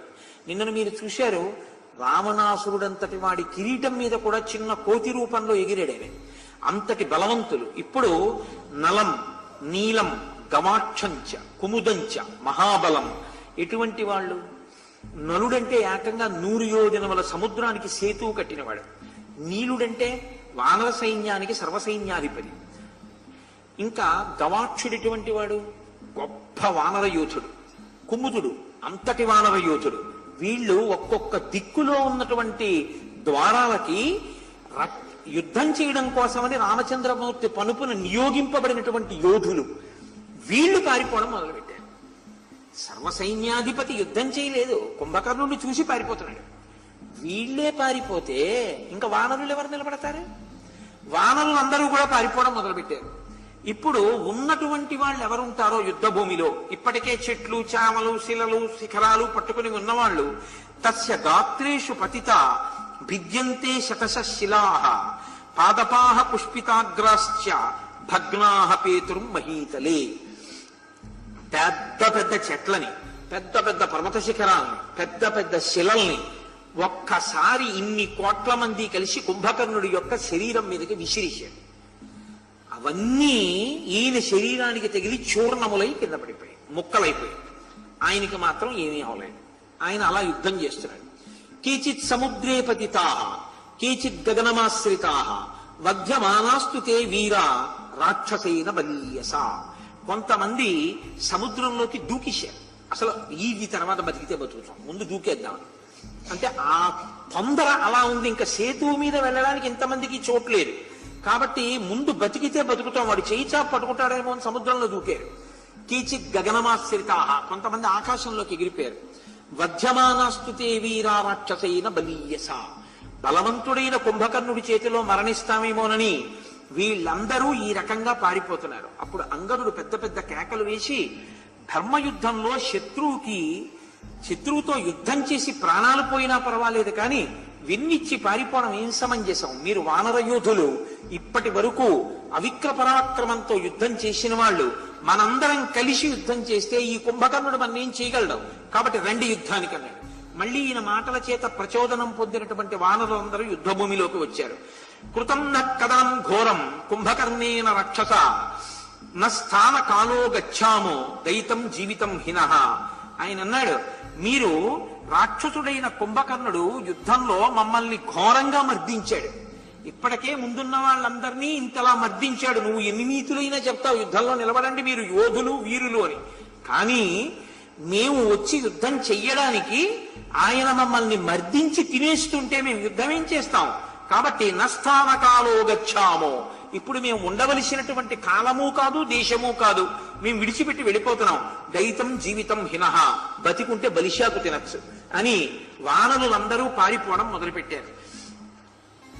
పారిపోతుంటే ఉన్న వానరుల్ని మిగిలినటువంటి నాయకులందరూ కలిసి సుగ్రీవుడు వెళ్లి ఆజ్ఞాపించి తీసుకొచ్చి వాళ్ళందరితోటి చెట్లతో వాళ్ళ దగ్గర ఉన్నటువంటి శిఖరాలతో యుద్ధాన్ని నడిపిస్తున్నటువంటి సమయంలో ఈయన గుప్పిడీసి అంటే ఒక 25-30 మంది వానర యోధుల్ని పట్టుకుని తీసుకుని నోట్లో పడేసుకుంటున్నాడు. నోట్లో పడేసుకున్నవాడు ఇంతమంది వానరుల్ని చూసి ఆనందపడిపోయి మనం నవిలితే సమయం పడుతుంది కొంత, ఇంతమందిని నవలడం ఎందుకు, చప్పరించేద్దామని చెప్పి వాళ్ళ నోట్లో పడేసుకుని ఒకసారి ఇలా అని మింగేస్తున్నాడు. ఆయన మింగేస్తే వీళ్ళు ఆయన ముక్కు కన్నాల్లోంచి చెవుల్లోంచి బయటికి దూకేస్తున్నారు. అంటే అసలు మీరు ఎంత ఆశ్చర్యకరమైన యుద్ధమో ఒకసారి ఆలోచన చేయండి. అటువంటి పర్వతాకారుడు అనమాట. అంటే 30 మంది వానరులు ఒకసారి లోపలికి వెళ్ళి ఇటుపక్క నుంచి కొందరు, ఇటుపక్క నుంచి కొందరు ఇక్కడ దాకా వెళ్ళి మళ్ళీ ఇలా ముక్కుల్లోంచి దూకి ఇచ్చు. అంటే అంతంత పెద్ద పెద్ద ముక్కు కన్నాలు, అంతంత చెవి కన్నాలు, వాటిలోకి వెళ్లే దారులు అంతంత కన్నాలు. ముక్కు నోటి ఈ కంఠం నుంచి చెవి దగ్గరికి వెళ్ళడానికి ఉన్న కన్నాలే 30 మంది వెళ్ళడానికి వీలుగా ఉంటే ఆ శరీరం ఎంత ఉంటుందండి? కాబట్టి ఒక స్థితిలో రామలక్ష్మణులు, సుగ్రీవుడు, అంగదుడు అందరూ కలిసి అన్నారు, ఈయన ఏం చెయ్యగలడు? పర్వతాకారులం మనందరం. కాబట్టి ఇంతమంది కలిసి ఎగిరి ఒక్కసారి కుంభకర్ణుడి శరీరం మీదకి ఎక్కేయండి, బరువుకి కింద పడిపోతాడన్నాడు. ఇంతమంది ఎగిరి కుంభకర్ణుడి శరీరం మీదకి ఎక్కారు. ఎక్కితే ఆయన ఏం చేశాడంటే ఇలా అన్నాడు, ఒళ్ళు తులిపాడు, అందరూ కింద పడిపోయారు. అంత బలం ఆయన శరీరం అటువంటిది, ఆ బలం అటువంటిది. అసలు శ్రీరామాయణంలో కుంభకర్ణుడి గురించి చదివితే ఆశ్చర్యంగా ఉంటుంది, అంత మహాబలవంతుడు. అటువంటి వాడు అంగదుడు వెళ్ళి ఆయన్ని ఒక్కసారి అరిచేత్తో ఒక్క దెబ్బ కొట్టాడు. కానీ అంగదుడు కొట్టిన దెబ్బకి మాత్రం కదిలి మూర్ఛపోయినంత స్థితిని పొందాడు. మళ్ళీ ఆయన లేచి పిడికిలితో అంగదుడిని ఒక్క గుద్దు గుద్దాడు. అది ఎడమ పిడికిలితో గుద్దితే అంగదుడు యుద్ధభూమిలో బోర్లా పడి మూర్ఛపోయాడు. ఆ తర్వాత ఆయన పట్టుకున్నటువంటి శూలం 1000 బారువుల బరువు ఉంటుంది. ఇనప శూలం 1000 బారువుల బరువు. ఆయన శూలం పెట్టి ఇలా ఇలా కొడుతూ ఉంటే ఊరిరిగింపు వెళ్లే ముందు రోడ్డు తుడుస్తారు పెద్ద చీపురు పెట్టి, అలా ఆ దెబ్బకు పడిపోతున్నారు కొన్ని వేల మంది అటు. అది తీసి ఇలా కొడుతుంటే ఎక్కడి వాళ్ళక్కడ ఈగలు పడిపోయినట్టు పడిపోవడం. ఆ శూలం పెట్టి మర్దిస్తూ వస్తుంటే ఆయనకి కొంచెం ఇబ్బందికరంగా అనిపించింది. ఎందుకంటే దృష్టి పెట్టలేకపోతున్నాడు, ఆ ముక్కుల్లో దురద పెట్టి చెవుల్లో దురద పెడుతోంది. అందుకని ఇలా కాదు, ఇక నుంచి నవిలేస్తానని నవిలి మింగేశాడు. ఆ నవిలి మింగేస్తుండడంలో కొన్ని లక్షల వానరములు తెగటారిపోయాయి ఆ రోజు యుద్ధంలో. అటువంటి స్థితిలో సుగ్రీవుడు పడిపోయాడు. ఆయన ఎంతసేపు యుద్ధం చేస్తాను, ఈ యుద్ధం అయిపోయినట్టే. ఈ సుగ్రీవుణ్ణి పట్టుకుని లంకాపట్టణంలోకి వెళ్ళిపోతారు. ఈ సుగ్రీవుణ్ణి బంధిస్తే ఇంకా రామలక్ష్మణులు యుద్ధం ఏం చేస్తారు? అపారమైన ప్రేమ కలిగిన వాడు రాముడు, యుద్ధం ఆపేస్తాడు. కాబట్టి పట్టుకుపోతానని ఆయన్ని తీసుకుని భుజం మీద వేసుకుని ఏదో ఉత్తరీయం వేసుకున్నట్టు వెళ్ళిపోతుంటే హనుమ వెంటనే లేచి ఆ కుంభకర్ణుడిని నిగ్రహించి సంహరించే ప్రయత్నం చేస్తానని బయలుదేరారు. కానీ ఆయన ఒకటి అనుకున్నారు, నేను కానీ కుంభకర్ణుడిని కొట్టి సుగ్రీవుణ్ణి విడిపిస్తే నా ప్రభువు నేను మూర్ఛపోయి ఉండగా నన్ను తీసుకెడుతుంటే నువ్వు నన్ను విడిపించావు కనుక అది నా పరాక్రమానికే సిగ్గుచేటు. నువ్వు నన్ను అలా ఎందుకు విడిపించావు? నేనే తేరిపారి విడిపిద్దును కదా అంటాడేమోనని సుగ్రీవుడు విడిపించుకుంటాడేమో చూద్దామని ఊరుకున్నారు. ఆ తీసుకుని వెళ్ళిపోతున్నాడు. ఆ తీసుకుని వెళ్ళిపోతున్నటువంటి సమయంలో అక్కడ ఉండేటటువంటి వాళ్ళందరూ ఆయన మీదకి చందనం, పువ్వులు అవి విసురుతున్నారు. ఆ పువ్వుల వాసన, చందనపు వాసన, వీటి చేత ఆయన స్మృతిని పొందాడు సుగ్రీవుడు. వెంటనే ఎలా విడిపించుకుందామని ఆలోచించి భుజం మీద వెళ్ళిపోతున్నాడు కదండి, వెంటనే ఆయన చెవులు కొరికేశాడు. ఆ చెవులు కొరికేసేటప్పటికి ఆయనకి ఇబ్బంది కలిగి కింద పారేశాడు. కింద పారేయగానే ఒక్క ఎగిరి రామచంద్రమూర్తి దగ్గరికి వెళ్ళిపోయి, అమ్మో రామ, అవధ్యుడు కుంభకర్ణుడు, సామాన్యుడు కాడు అని చాలా జాగ్రత్తగా నీవు నిగ్రహించవలసిందే ఈ కుంభకర్ణుడిని. ఆయన మళ్ళీ యుద్ధానికి వచ్చాడు. వచ్చి వృషభుడు అనబడేటటువంటి ఒక గొప్ప వానర యోధుణ్ణి ఇలా చేత్తో పట్టుకుని చిక్కించుకుని తన బాహువుల మధ్యలో పెట్టుకుని ఇలా ఓ నొక్కాడు. నొక్కేటప్పటికి ఇంత భయంకర రూపుడు వానర శ్రేష్ఠుడైనటువంటి వాడు ఉక్కిరి బిక్కిరైపోయి శరీరంలో ఉన్న రంధ్రాల అన్నిటి నుంచి నెత్తురోడిపోయాడు. ఆయన్ని కింద పారేశాడు. తర్వాత ముష్టిఘాతంతో శరభుణ్ణి కొట్టాడు, మోకాలతో తన్నాడు, గవాక్షుణ్ణి గుద్దాడు, గంధమాదనుణ్ణి పాదాలతో తన్నాడు. ఆ నోటిలో అనేక మంది వానరుల్ని వేసేసుకుంటున్నాడు. ఈ స్థితిలో ఎక్కడ రాముడని అడిగాడు. నేనే రాముడు అని రామచంద్రమూర్తి, నీవు నా కంట పడిన తరువాత ఇంకా వెనక్కి వెళ్ళడం ఉండదు అన్నాడు. ఆ రామచంద్రమూర్తి మీద యుద్ధం చేసి ఆయన్ని సంహరించాలనేటటువంటి కోరికతో గబగబా ఆయన మీదకి పరిగెత్తుకొస్తున్నాడు. వచ్చి ఆయన మీదకి తన చేతిలో ఉన్న శూలాన్ని విసిరాడు. గాలిలోనే ఆ శూలాన్ని ముక్కలు చేశారు రామచంద్రమూర్తి. తర్వాత రెండు చేతులు చాపి మీద పడుతున్న వాణ్ణి వాయవ్యమాదాయ తతోవరాస్త్రం రామ ప్రచిక్షేప నిశాచరాయ సముద్గరం తేన జఘాన బాహుం సకృత్త బాహుస్తుములం ననాద. వాయవ్యాస్త్రాన్ని ప్రయోగించి ఒక చేతిని భుజం దాకా నరికేశాడు. ఆ చెయ్యి ఊడి కింద పడిపోతే ఆ చేతి కింద పడి కొన్ని వేల మంది వానరులు మడిచిపోయారు. ఇప్పుడు ఆయన మిగిలినటువంటి ఒకే ఒక చేత్తో సాలవృక్షాన్ని ఒక దాన్ని పెకలించి అది పట్టుకుని రాముడి మీదకి వస్తున్నాడు. సతస్య బాహుం సహసాల వృక్షం సముద్యతం పన్నగ భోగ కల్పం ఐంద్రాస్తయుక్తేన జగాన రామో బాణేన జంబూ నదచిత్రితేన. ఐంద్రాస్త్రాన్ని ప్రయోగించి బంగారపు చుక్కలతో కలిగినటువంటి ఆ బాణాన్ని విడిచిపెట్టి ఆ రెండో చేతిని కూడా నరికేశారు. రెండు చేతులు నరకపడి పర్వతానికి ఏరులు ప్రవహిస్తున్నట్టుగా నెత్తులు వరదల కింద కారుతున్నా ఆయన గబగబా పరిగెత్తుకుంటూ రాముడి మీదకి వచ్చారు. తం చిన్న బాహుం సమవేక్ష రామ సమాపతంతం సహసానదంతం ద్వార్ధ చంద్రౌ నిశితౌ ప్రగృహ్య చిచ్చేత పాదౌ యుధిరాక్షసస్య. అర్ధచంద్రాకారపు బాణములను రెండింటిని సంధించి ఒకేసారి విడిచిపెట్టి రెండు పాదములు నరికేశారు. రెండు పాదములు నరికేసి ఇప్పుడు వాడి అయినటువంటి మొనలో కలిగినటువంటి బాణాన్ని కుంభకర్ణుడి యొక్క ముఖమంతా గుచ్చుకునేటట్టుగా వేసేశారు. వాడి అయిన ఐంద్రాస్త్రాన్ని చేత్తో పట్టుకుని దాన్ని రామచంద్రమూర్తి వింటినారికి సంధించి ఆకర్ణాంతము లాగి ఆ కుంభకర్ణుడి యొక్క గుండెల మీద ప్రయోగించారు. సతన్మహాపర్వత కూట సన్నిభం వివృత్తదంస్త్రం చలచారు కుండలం చకర్త రక్షోధిపతి శిరస్తథా యథైవ వృత్రస్య పురాపురందరః. ఆ ప్రయోగింపబడినటువంటి అస్త్రం ఆ రాక్షసుని యొక్క గుండెల పైన ఈ కంఠం కలిసేటటువంటి ప్రదేశం దగ్గరికి వచ్చి తగలగానే ఆ తల ఊడిపోయి ఆ యుద్ధ భూమిలో పడిపోయింది. తల లేనటువంటి శరీరం మాత్రం ఒక్కసారి విరిగిన చెట్టు పడిపోయినట్టుగా సముద్రంలో పడిపోయింది. తల ఒక్కటి యుద్ధ భూమిలో పడిపోయింది. కుంభకర్ణుడు మరణించాడు అన్న వార్త లంకాపట్టణంలోకి వెళ్ళింది. వానరులందరూ పరమోత్సాహంగా, ఇంత భయంకరమైనటువంటి రావణుని తమ్ముడు కుంభకర్ణుడు, వీళ్ళిద్దరే కదండి జయ విజయులు శాపవశాత్తు వచ్చిన వారు. లోకకంటకులైనటువంటి వారిలో ఒకడు మడిసిపోయాడు. ఇప్పుడు ఋషులు, దేవతలు, గంధర్వులు, వానరులు అందరూ పెద్ద పండగే చేసుకున్నారు. రావణుడు ఈ వార్త విన్నాడు. రాజ్యేన నాస్తి మే కార్యం కిం కరిష్యామి సీతయా కుంభకర్ణ విహీనస్య జీవితే నాస్తి మే రతి. కుంభకర్ణుడు లేనప్పుడు నాకు సీతమ్మ వశురాలైనా ఉపయోగమే ఉంది, కుంభకర్ణుడు లేని జీవితమే నాకు లేదు. నా అనుంగు తమ్ముణ్ణి పోగొట్టుకున్న తర్వాత నేను క్షణకాలం బ్రతకనన్నాడు. ఉత్తిరి అలా అంటూ ఉంటాడు.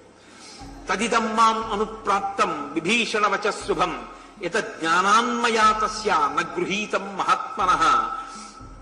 ఇంతకు ముందు దీశాలి అయినటువంటి విభీషణుడు నాకు మంచి మాటలు చెప్పాడు, సీతమ్మనిచ్చెయ్యని. నేను వినలేదు. ఆ తమ్ముడు వెళ్ళిపోయాడు. ఈ తమ్ముడు నిద్రపోతున్న వాణ్ణి లేపి తమ్ముడు చెప్పిన పని చెయ్యన్నయ్యా అని చెప్పినా వినకుండా పంపించాను. ఈ తమ్ముడు తెగటారిపోయాడు.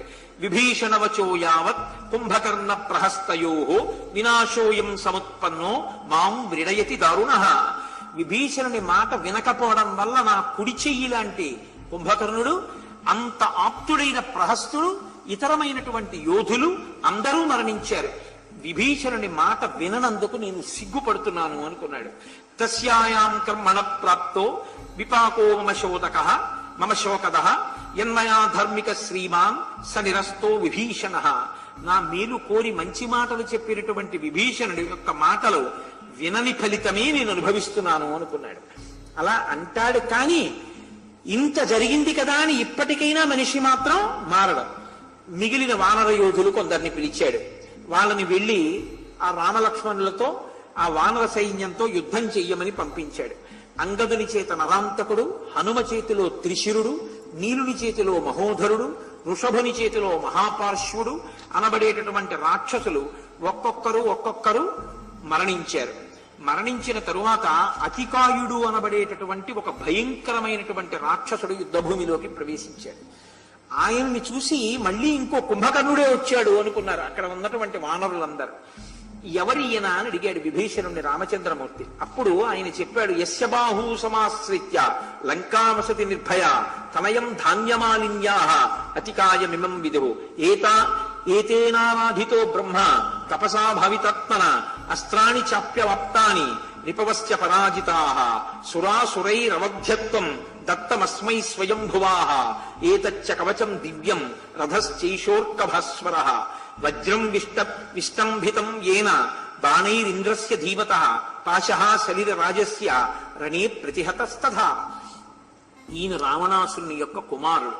చాలా గొప్ప తపస్సు చేసినటువంటి వాడు, బ్రహ్మగారి దగ్గర వరాలు పొందినటువంటి వాడు, సురాసురుల చేత సంహరింపబడినటువంటి వాడు.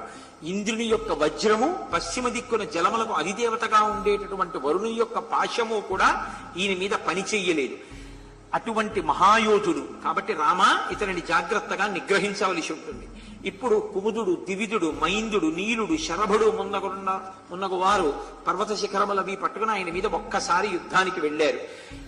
అటువంటి రాక్షసుడు చాలా భయంకరమైన యుద్ధం చేస్తుంటే ఆయన్ని నిగ్రహించవలసి వచ్చి లక్ష్మణమూర్తి ఎదురుగుండా వెళ్ళారు. ఆ లక్ష్మణమూర్తిని చూసినటువంటి ఆ రాక్షసుడు చాలా క్రుద్ధుడై మాట్లాడాడు. అధాతికాయ కుపితో దృష్ట్వా లక్ష్మణముద్ధితం ఆదాయ నిశితం బాణం ఇదం వచనమబ్రవీత్ బాలస్త్వమసి సౌమిత్రే విక్రమేశ్వ విచక్షణ గచ్చం కిం కామ సుదృశం మాం యోధయితుమిచ్చసి నహి మద్బాహుసృష్టానాం అస్త్రాణాం హిమవానపి సోడుం ఉత్సాహతే వేగం అంతరిక్షమధోమహి సుఖ ప్రసుప్తం కాలాగ్నిం నిబోధయితుమిచ్చసి న్యస్య చాపం నివర్తస్య మా ప్రాణాన్ జహి మద్గతః. అతికాయుడు లక్ష్మణుడితో అన్నాడు, నువ్వు చాలా బాలుడివి, చిన్నవాడివి, నీకు నాతో యుద్ధమేమిటి? నువ్వు బ్రతకాలనుకుంటే ఆ ధనుర్బాణములను అక్కడ పెట్టి తిరిగి వెళ్ళిపోవు. నేను కాని బాణప్రయోగం ప్రారంభిస్తే హిమవత్ పర్వతము, ఈ భూమండలము, మేరు పర్వతము కూడా నా ముందు నిలబడవు, అంతరిక్షము కూడా క్షోభిస్తుంది. కాబట్టి అటువంటి యుద్ధం నాతో చెయ్యలేవు, వెళ్ళిపోమన్నాడు. ఇటువంటి ప్రగల్భాలు పలకక్కర్లేదు, నిలబడగలిగితే నాతో యుద్ధం చేయమని లక్ష్మణస్వామి బ్రహ్మాస్త్ర ప్రయోగం చేసి ఆ వచ్చినటువంటి అతికాయుడు అనబడేటటువంటి రాక్షసుణ్ణి సంహరించారు. తన కొడుకు మరణించాడు అని రావణుడు ఘోరంగా ఏడుస్తాడు. కానీ ఆయనేమి తన మనసు మార్చుకునేటటువంటి అవకాశం ఉండదు. అటువంటి సమయంలో తోడ పుట్టినవాడు మరణించాడు, కన్నవాడు మరణించాడు. ఇద్దరు మరణించారన్న తర్వాత కూడా మార్పు రాని వాడు ఇక మారుతాడని మీరు ఆశించకూడదు కదండి. ఒక్కొక్కళ్ళని సమిధల కింద వేసేస్తున్నాడంతే ఆ యుద్ధంలో. ఇప్పుడు ఇంద్రజిత్ వచ్చాడు. ఆ ఇంద్రజిత్తుతో అన్నాడు, నీ మీదే నా ఆశలు, నువ్వు తప్పకుండా ఈ యుద్ధంలో నాకు విజయాన్ని సాధించి పెట్టాలి. నాన్నగారు మీరేమి బెంగ పెట్టుకోకండి, నేను వెళ్ళి ఆ వానరులందరినీ నిగ్రహించి రామలక్ష్మణ సంహారం చేస్తానని ఇంద్రజిత్ బయలుదేరాడు. ఆయన సహివిర్లాజ సంస్కారై మాల్యగంధ పురస్కృతై జుహావ పావకం తత్ర రాక్షసేంద్ర ప్రతాపవాన్ సతత్రాగ్నిం సమాస్తీర్య శరపత్రై సతోమరై ఛాగస్య కృష్ణవర్ణస్య గలం జగ్రాహ జీవతః సహృదేవ సమిద్ధస్య విధూమస్య మహార్చిషః బభూవుస్తాని లింగాని విజయం యాంగ్యదర్శయన్. ఆయన అభిచార హోమం చేస్తూ ఉంటాడు. ఎర్రటి బట్టలు కట్టుకుని అగ్నిహోత్రంలోకి ఏ ఏ కార్యాల్ని అలా చెయ్యకూడదు, అటువంటి ఉపాసన చెయ్యకూడదు అని శాస్త్రాలు చెప్తున్నాయో అటువంటి ఆకులు తీసుకొచ్చి అలా అగ్నిహోత్రంలో సమర్పించి ఇనుముని సమర్పిస్తాడు. సమర్పించి ఒక నల్ల మేకను ఒకదాన్ని బతికున్న దాన్ని కంఠంతో పట్టుకుని పైకెత్తి బ్రహ్మాస్త్ర మంత్రాన్ని ఆవాహన చేస్తూ అగ్నిలో సమర్పిస్తాడు. అంతకన్నా దాని గురించి పెద్ద వివరణలు అనవసరమైనది. అభిచార హోమాలు అవి చాలా అత్యంత ప్రమాదకరమైనటువంటి ఉపాసనలు. అగ్నిహోత్రుడు దానిని స్వీకరించి ఇంద్రజిత్తుకి విజయము కలుగుతుంది అన్న సూచనలను ఇచ్చాడు. వెంటనే ఆ బ్రహ్మాస్త్రము చేత తన రథాన్ని, సారథిని, తన ధనస్సుని అన్నింటినీ అభిమంత్రించాడు. అభిమంత్రించి రథంలోకి ప్రవేశించాడు. సభావకం పావక దీప్త తేజ హుత్వా మహేంద్ర ప్రతిమ ప్రభావ సచాపబాణా శిరధాశ్వసూత ఖేంతగ్ధతేత్మాన మచింత్య రూప. తన సారథితో, గుర్రాలతో, రథంతో కూడా ఒక్కసారి ఆకాశంలోకి వెళ్ళి అంతర్ధానమైపోయాడు. అంతర్ధానమైపోయి భయంకరమైనటువంటి యుద్ధాన్ని మొదలుపెట్టాడు. ఎంత భయంకరమైన యుద్ధం అంటే మేఘాల్లోంచి తాను కనపడడం, కానీ పుంఖానుపుంఖలంగా కొన్ని వేల బాణములను ప్రయోగించి వానర వీరులందరినీ శరీరాలు చీల్చేశాడు.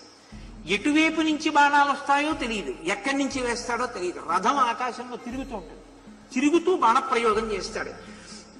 తే కేవలం సంతదృశితాగ్రాన్ బాణాన్ రణే వానర వాహినీషు మాయానిగూఢంతు సురేంద్ర శత్రుం నచావృతం రాక్షసమభ్యపశ్యన్.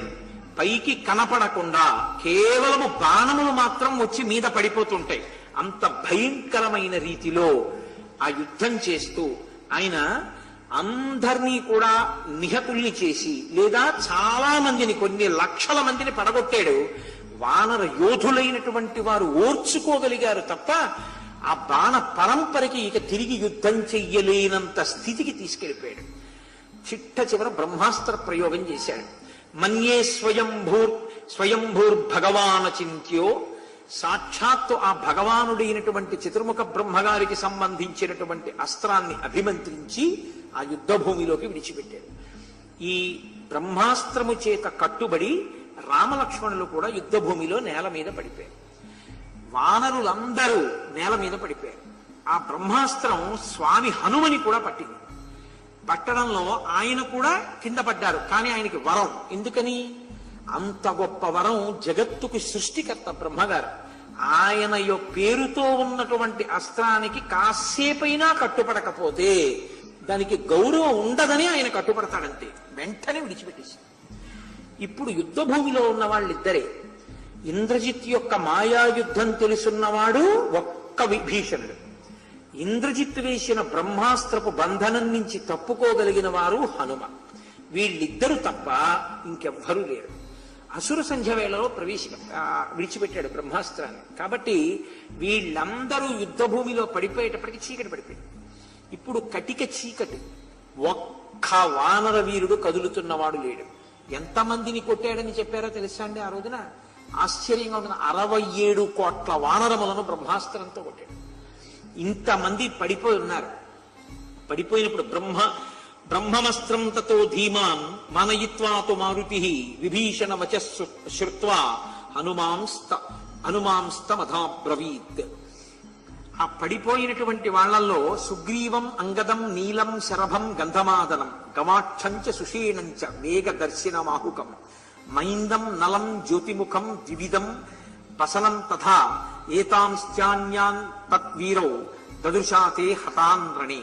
వీళ్ళందరూ కూడా ఎటువంటి వీరులు? సుగ్రీవుడు, అంగదుడు, నీలుడు, శరభుడు, గంధమాదనుడు, గవాక్షుడు, సుషేణుడు, వేగదర్శి, మైందుడు, నలుడు, జ్యోతిముఖుడు, ద్వివిధుడు, పనసుడు మొదలైనటువంటి పెద్ద పెద్ద వానర యోధులందరూ బ్రహ్మాస్త్రము చేత కొట్టబడి నేల మీద పడిపోయారు.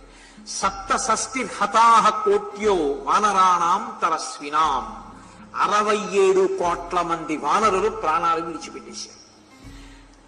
అహ్నః పంచమశేషేణ అంటే ప్రదోష వేళకు వచ్చేటప్పటికి 5వ కాలంలో వల్లభేన స్వయంభువ చతుర్ముఖ బ్రహ్మగారు అధిష్టానము కాగలిగినటువంటి బ్రహ్మాస్త్రము చేత ఇంద్రజిత్ ఇంత ప్రమాదాన్ని సృష్టించి రామలక్ష్మణులతో సహా 67 కోట్ల మంది వానరుల్ని యోధులతో కలిపి పడగొట్టాడు.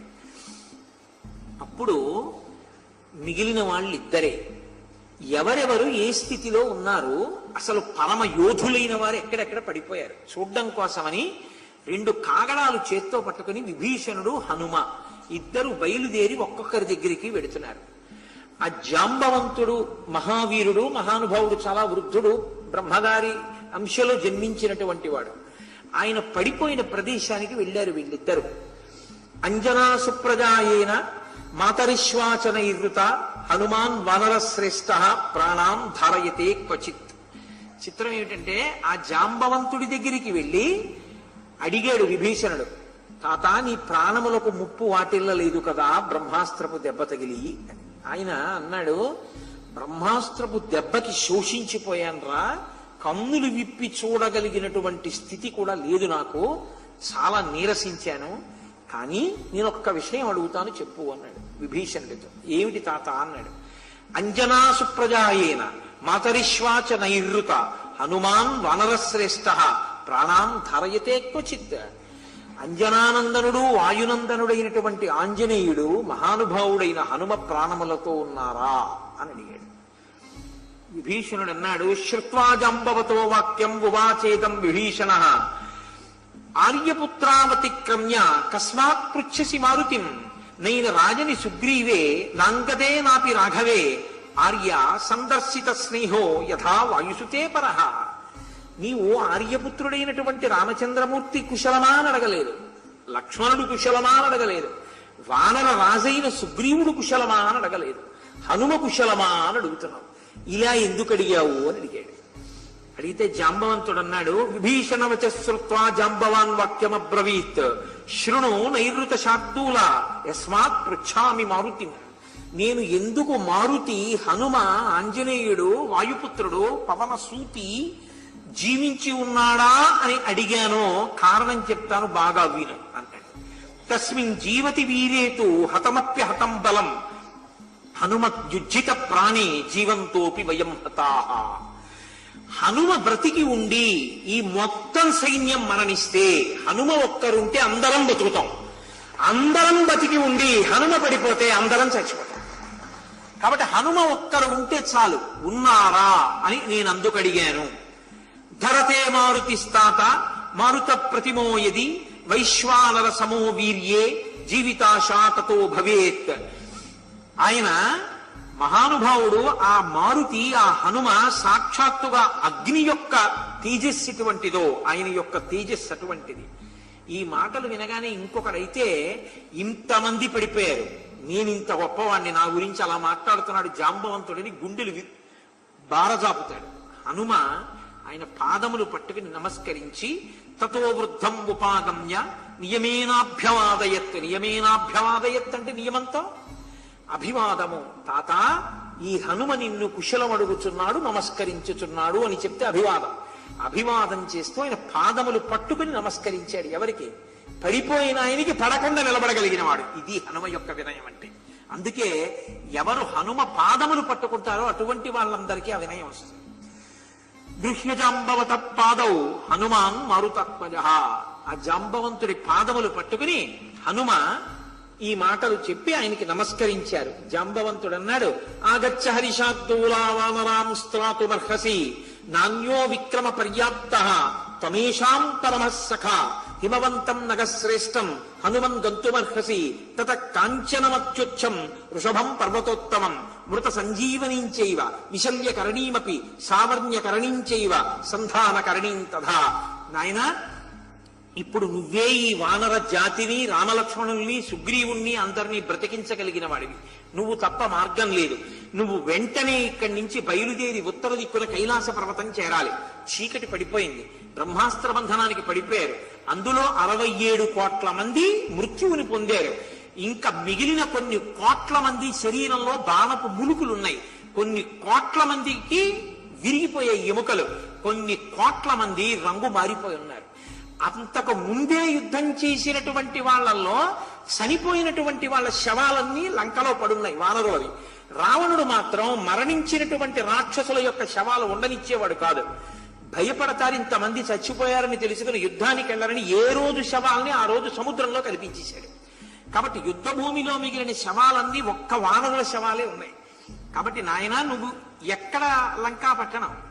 దక్షిణ దిక్కున 100 యోజనముల సముద్రమును దాటి వెడితే కాంచన లంక. ఎక్కడ? కైలాస పర్వతం. ఉత్తర దిక్కున హిమాలయ పర్వతాలు దాటిపోయిన తర్వాత కైలాస పర్వతం. ఆ కైలాస పర్వతానికి, వృషభము అన్న పర్వతానికి మధ్యలో ఓషధీ పర్వతం. నువ్వు ఆ ఓషధీ పర్వతం దగ్గరికి వెళ్ళాలి. మృత సంజీవని, విశల్యకరణి, సావర్ణకరణి, సంధానకరణి అని 4 ఓషధులు. ఆ 4 ఓషధుల్ని ఆ పర్వతం మీద వెతికి పట్రావాలి. వాటి వాసన తగిలితే చనిపోయిన వాళ్ళు లేస్తారు. విశల్యకరణి, బాణపు ములుకులు లోపలుండిపోయిన వాళ్ళకి బాణపు ములుకులు ఊడిపడిపోయి స్వస్థత పొందుతారు. సంధానకరణి, ఎముకలు విరిగిపోయిన వాళ్ళ ఎముకలు అంటుకుంటాయి. సావర్ణకరణి, రంగు మారిపోయి మరణానికి సిద్ధంగా ఉన్న వాళ్ళు మళ్ళీ తేజస్సు పొందుతారు. ఆ 4 ఓషధులు పట్టమన్నారు. అంతే. మాట ఒకటే ఇంకా వినపడింది.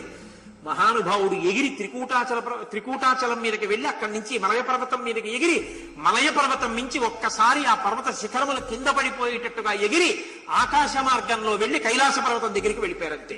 కన్ను మూసి కన్ను తెరిచేంతలో వెళ్ళిపోయారు. అది హనుమ యొక్క వేగం అంటే. అందుకే హనుమని నమ్మిన వాడికి ఎన్నడూ ఏ ఇబ్బంది ఉండదు, కాపాడి తీరుతారు మహానుభావుడు.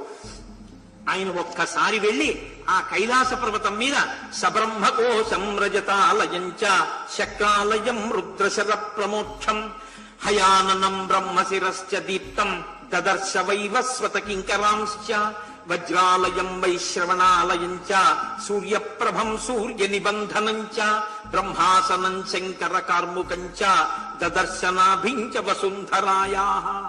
ఆ కైలాస పర్వతం మీద బ్రహ్మగారు నివసించే ప్రదేశం కైలాస పర్వతం, ఇంద్రుడు నివసించే ప్రదేశం, శివుడు విలాసంగా అప్పుడప్పుడు సరదాకి బాణములను ప్రయోగించేటటువంటి ప్రదేశం, ఈశ్వరుడి చేత బ్రహ్మగారి యొక్క 5వ తల ఖండింపబడి కింద పడేసినటువంటి ప్రదేశం, బ్రహ్మ ఇంద్రుడికి వజ్రాయుధాన్ని ఇచ్చినటువంటి ప్రదేశం, కుబేరుని యొక్క నిలయం, సూర్యకాంతిని తగ్గించడానికి, ఒరిపిరి పట్టడానికి విశ్వకర్మ సూర్యబింబాన్ని పట్టుకుని బంధించి నిలబెట్టినటువంటి ప్రదేశం, దర్శనం ఇవ్వడం కోసమని దేవతలకి దర్శనం ఇచ్చేటప్పుడు బ్రహ్మగారు వచ్చి కూర్చునేటటువంటి ఆసనం ఉన్నటువంటి ప్రదేశం, శంకరుడు విలాసంగా తన ధనస్సుని నిలబెట్టేటటువంటి ప్రదేశం, పాతాళంలోకి ప్రవేశించడానికి ఉన్నటువంటి బిలద్వారం ఉన్న ప్రదేశం, వీటన్నిటినీ చూసి కైలాస పర్వతానికి పక్కన ఉన్నటువంటి కాంచన పర్వతానికి, వృషభ పర్వతానికి మధ్యలో ఉన్న ఓషధీ పర్వతం దగ్గరికి వెళ్ళారు.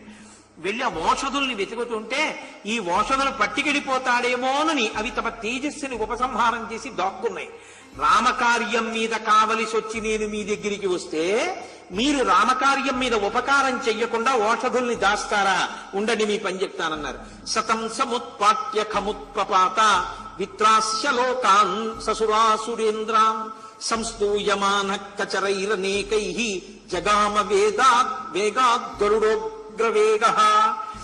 ఆయన యక్షులు, సిద్ధులు, దేవతలు అందరూ ఆకాశం మీద నిలబడి స్తోత్రం చేస్తుండగా రామకార్యం మీద ఉపకారం చెయ్యని మీ బ్రతుకెందుకని ఆ పర్వత శిఖరాన్ని తన వేళ్లతో పెళ్లగించి చేత్తో పట్టుకుని అంతే వేగంతో జాంబవంతుడు ఎలా చెప్పాడో అలా మళ్ళీ కన్ను మూసి కన్ను తెరిచేటప్పటికి ఆకాశ మార్గంలో గరుత్మంతుడుస్తున్నాడా అన్నట్టుగా ఆ సంజీవని పర్వతాన్ని తీసుకొచ్చి ఆ ఓషధీ పర్వతాన్ని ఆ యుద్ధ భూమిలో దింపారు. దింపగానే ఆ మృత సంజీవని యొక్క వాసనకి విశల్యకరణి, సంధానకరణి, సావర్ణకరణి ఆ ఓషధుల యొక్క ప్రభావం చేత అప్పటి వరకు మృతి చెందినటువంటి వానరులతో సహా మొత్తం వానరులందరూ లేచి నిలబడ్డారు. పూర్వం కన్నా విశేషమైనటువంటి తేజస్సు పొందారు. వీళ్ళందరూ లేచి ఇక్కడ నిలబడి సంతోషాన్ని పొందారు. అక్కడ ఇంద్రజిత్ వెళ్లి రావణాసురుడితో యుద్ధ భూమిలో కొన్ని కోట్ల వానరములతో సహా రామలక్ష్మణుల్ని నేను సంహరించానని చెప్పాడు. ఆయన అక్కడ సంతోషించే లోపలే ఇక్కడ వానరులందరూ లేచి పెద్ద పెద్ద కేకలు వేస్తున్నారు. కేకలు వేస్తూ ఎంతో సంతోషంతో ఉన్నారు.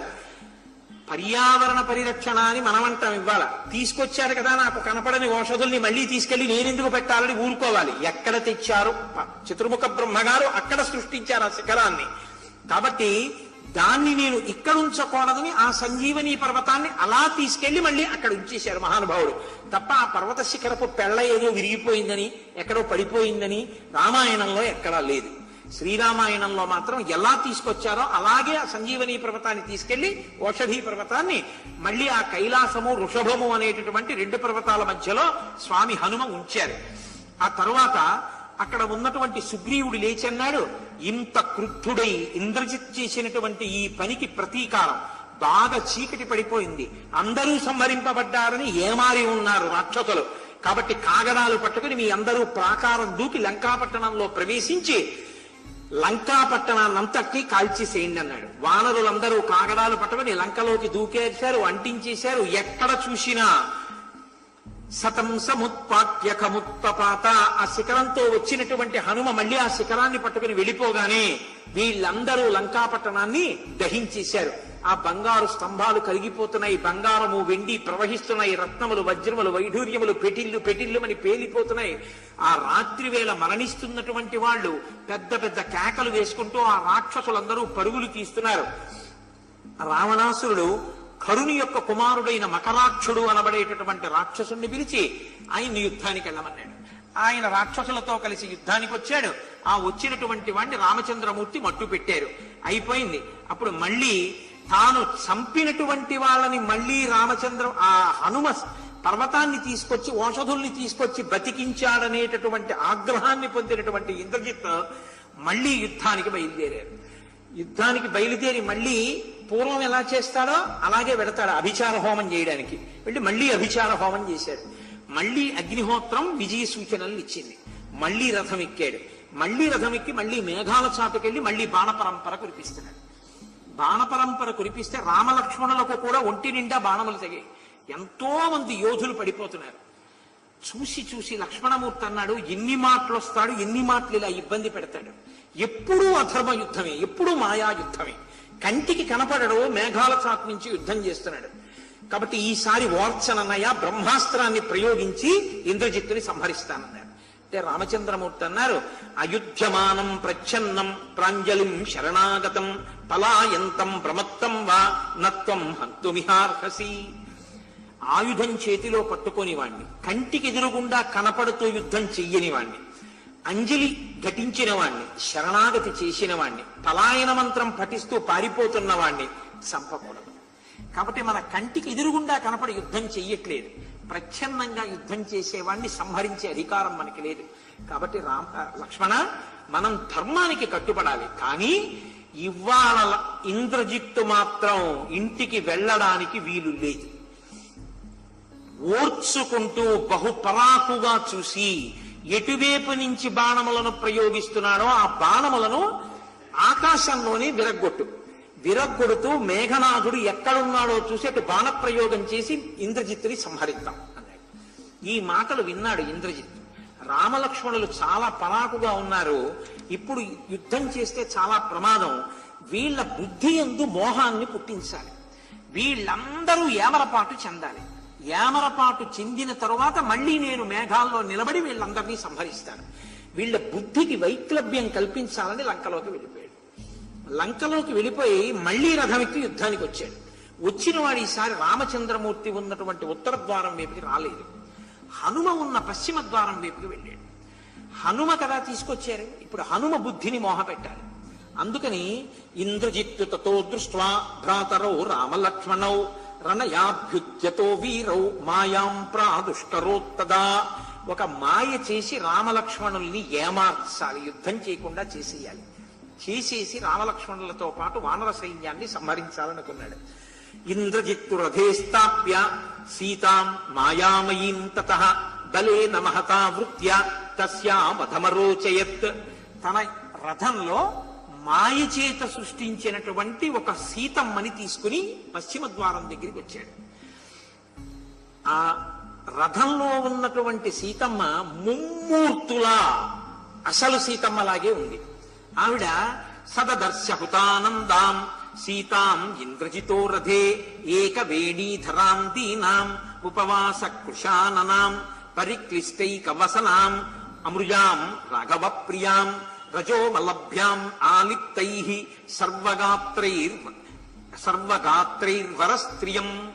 ఆవిడ ఒంటి జడ వేసుకుని ఉపవాసములతో కృషించిపోయినదై మట్టి పట్టినటువంటి ఒక పట్టుబట్ట కట్టుకుని రామా రామా లక్ష్మణ అని అరుస్తూ కంటి వెంట బాష్పధారులు కారుస్తూ ఏడుస్తూ భయంతో కదిలిపోతూ సీతమ్మ తల్లి అశోకవనంలో శిశుపావృక్షం కింద ఎలా ఉంటుందో అటువంటి మాయాసీతని సృష్టించి రథంలో పెట్టుకుని పశ్చిమ ద్వారం దగ్గరికి వచ్చాడు. ఆవిడ ఆ సీతమ్మ మాయాసీత అచ్చు సీతమ్మలాగే ఏడుస్తోంది. ఈయన గృహీతమూర్ధజాం దృష్ట్వా హనుమాం దైన్యమాగతః శోకజం వారి నేత్రాభ్యాం అసృజాన్ మరుతాత్మజః. హనుమ ఒక్కరే అశోకవనంలో సీతమ్మ ఎలా ఉందో ఇన్ని కోట్ల వానరములలో చూసినవాడు. సీతమ్మని అలా ఉంటే సీతమ్మ కాదా గుర్తుపట్టి చెప్పగలిగిన వాడు హనుమ ఒక్కరే. హనుమ బుద్ధిని కాని ఇప్పుడు మోహ పెడితే ఈవిడే సీతమ్మ అని హనుమ నమ్మితే సీతమ్మని తాను మాయాసీతని చంపేస్తే ఆ సీతమ్మ తలని ముండాన్ని హనుమ చూస్తే ఆయన కాని రాముడితో చెప్తే రాముడు కూడా నమ్మి కుప్పకూలిపోతాడు. రాముడు కూలిపోతే లక్ష్మణుడు కూలిపోతాడు. వాళ్ళ బుద్ధి ఎందు మోహం వస్తుంది. రామ లక్ష్మణ హనుమల యొక్క బుద్ధిలో మోహం పుట్టి యుద్ధం చేయడం మానేస్తే ఇప్పుడు ఇంకా పడగొట్టేయడం చాలా తేలిక. కాబట్టి ఆవిడని వచ్చినటువంటి వాడు గృహీతమూర్ధజాం దృష్ట్వా ఆవిడ జుట్టు పట్టుకుని ఘోరంగా ఏడుస్తుంటే ఎడంచేత్తో జుట్టు పట్టుకుని రథంలో ఈడుస్తూ నిలబడ్డాడు. అది చూడగానే హనుమ యొక్క మనస్సు విచలితమైంది. నా తల్లి సీతమ్మే, ఎంత దారుణం, ఆ తల్లి జుట్టు పట్టుకుని ఏడవడమా ఏడుస్తుంటే అని ఆయన ఇంకా చూడలేక కన్నుల వెంట బాష్పధారలు కారుస్తూ నా తల్లికి ఇంత ఆపద అని ఆ ఇంద్రజిత్తుని చూసి దురాత్మన్ ఆత్మనాశాయ కేశపక్షే పరామృషః బ్రహ్మర్షీణాం కులే జాతో రాక్షసీం యోనిమాశ్రితః ధిక్త్వాం పాప సమాచారం యస్య తే మతిరీదృశీ నృశంసానార్య దుర్వృత్త క్షుద్ర పాప పరాక్రమ అనార్యస్యేదృశం కర్మ ఘృణాతే నాస్తి నిర్ఘృణా. నువ్వు ఎంత తేజోవంతుడవైనా రాక్షసుడుగా జన్మించిన వాడివి కాబట్టి ఇంత నిర్దయతో ఇంత క్రూర కర్మని చెయ్యగలిగావు. నృశంసమైనటువంటి ప్రవర్తన కలిగినటువంటి వాడా, దుర్వృత్తుడా, క్షుద్రుడా, పాపకర్మ కలిగిన వాడా, ఒక స్త్రీని అలా హింసించడానికి నీకు సిగ్గులేదా అని అడుగుతున్నారు. ఈలోగా సుగ్రీవస్త్యంచ రామశ్చ ఎన్నిమిత్తం ఇహాగతాః తాం హనిష్యామి వైదేహీం అద్వైవ తవ పశ్యతః. ఆ ఇంద్రజిత్తు ఆ సుగ్రీవుడు రామలక్ష్మణులు అందరూ అటువైపు యుద్ధం చేస్తున్నారన్న విషయాన్ని చూసిన వాడై ఒక్కసారి హనుమ చూస్తుండగా ఆ మాయాసీత యొక్క కంఠాన్ని తన కత్తితో కోసేశాడు. కోసేసేటప్పటికి గిలగిల తన్నుకుంటూ ఆ రెండు శరీర భాగములు కింద పడిపోయాయి.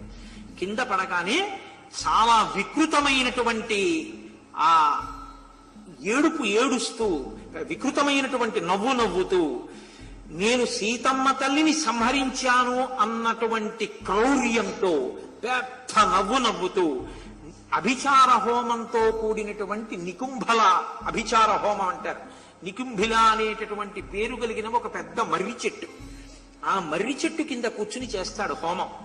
అక్కడికి వెళ్లి హోమం కాని చేసి లేచాడో ఇక ఇంద్రజిత్తుని ఆపడం సురాసురులకు కూడా సాధ్యం కాదు. ఇప్పుడు వీళ్ళ బుద్ధి వ్యామోహానికి గురైపోయింది. ఇప్పుడు సీతమ్మ మరణించింది అని ఏడుస్తాడు. ఇక యుద్ధం చేసే ఉద్దేశ్యంలో ఉండరు. ఈ ఖాళీ సమయంలో నేను నికుంభిల అభిచార హోమాన్ని పూర్తి చేసేస్తానని పెద్ద నవ్వుతూ ఈ సీతమ్మ కోసమేగా మీ అందరూ యుద్ధానికి వచ్చింది, మా నాన్నగారికి దక్కని ఈ సీతమ్మని మీకు విడిచిపెడతానా, ఇక ఎవరి కోసం చేస్తారో యుద్ధం చెయ్యండి అని ఆవిడ కంఠం తరిగి శరీరాన్ని కింద పారేసి లోపలికి వెళ్ళిపోయాడు. కొంతసేపు యుద్ధం చేసే ప్రయత్నం చేశారు కానీ హనుమ యొక్క స్వస్థత నిలబడలేదు. అంతటి మహానుభావుడు మనోజవం మరుతతుల్య వేగం జితేంద్రియం బుద్ధిమతాం వరిష్టం. సీతమ్మ తల్లి మరణించిన తర్వాత ఈ యుద్ధం ఎందుకు అని యుద్ధం మానేశారు.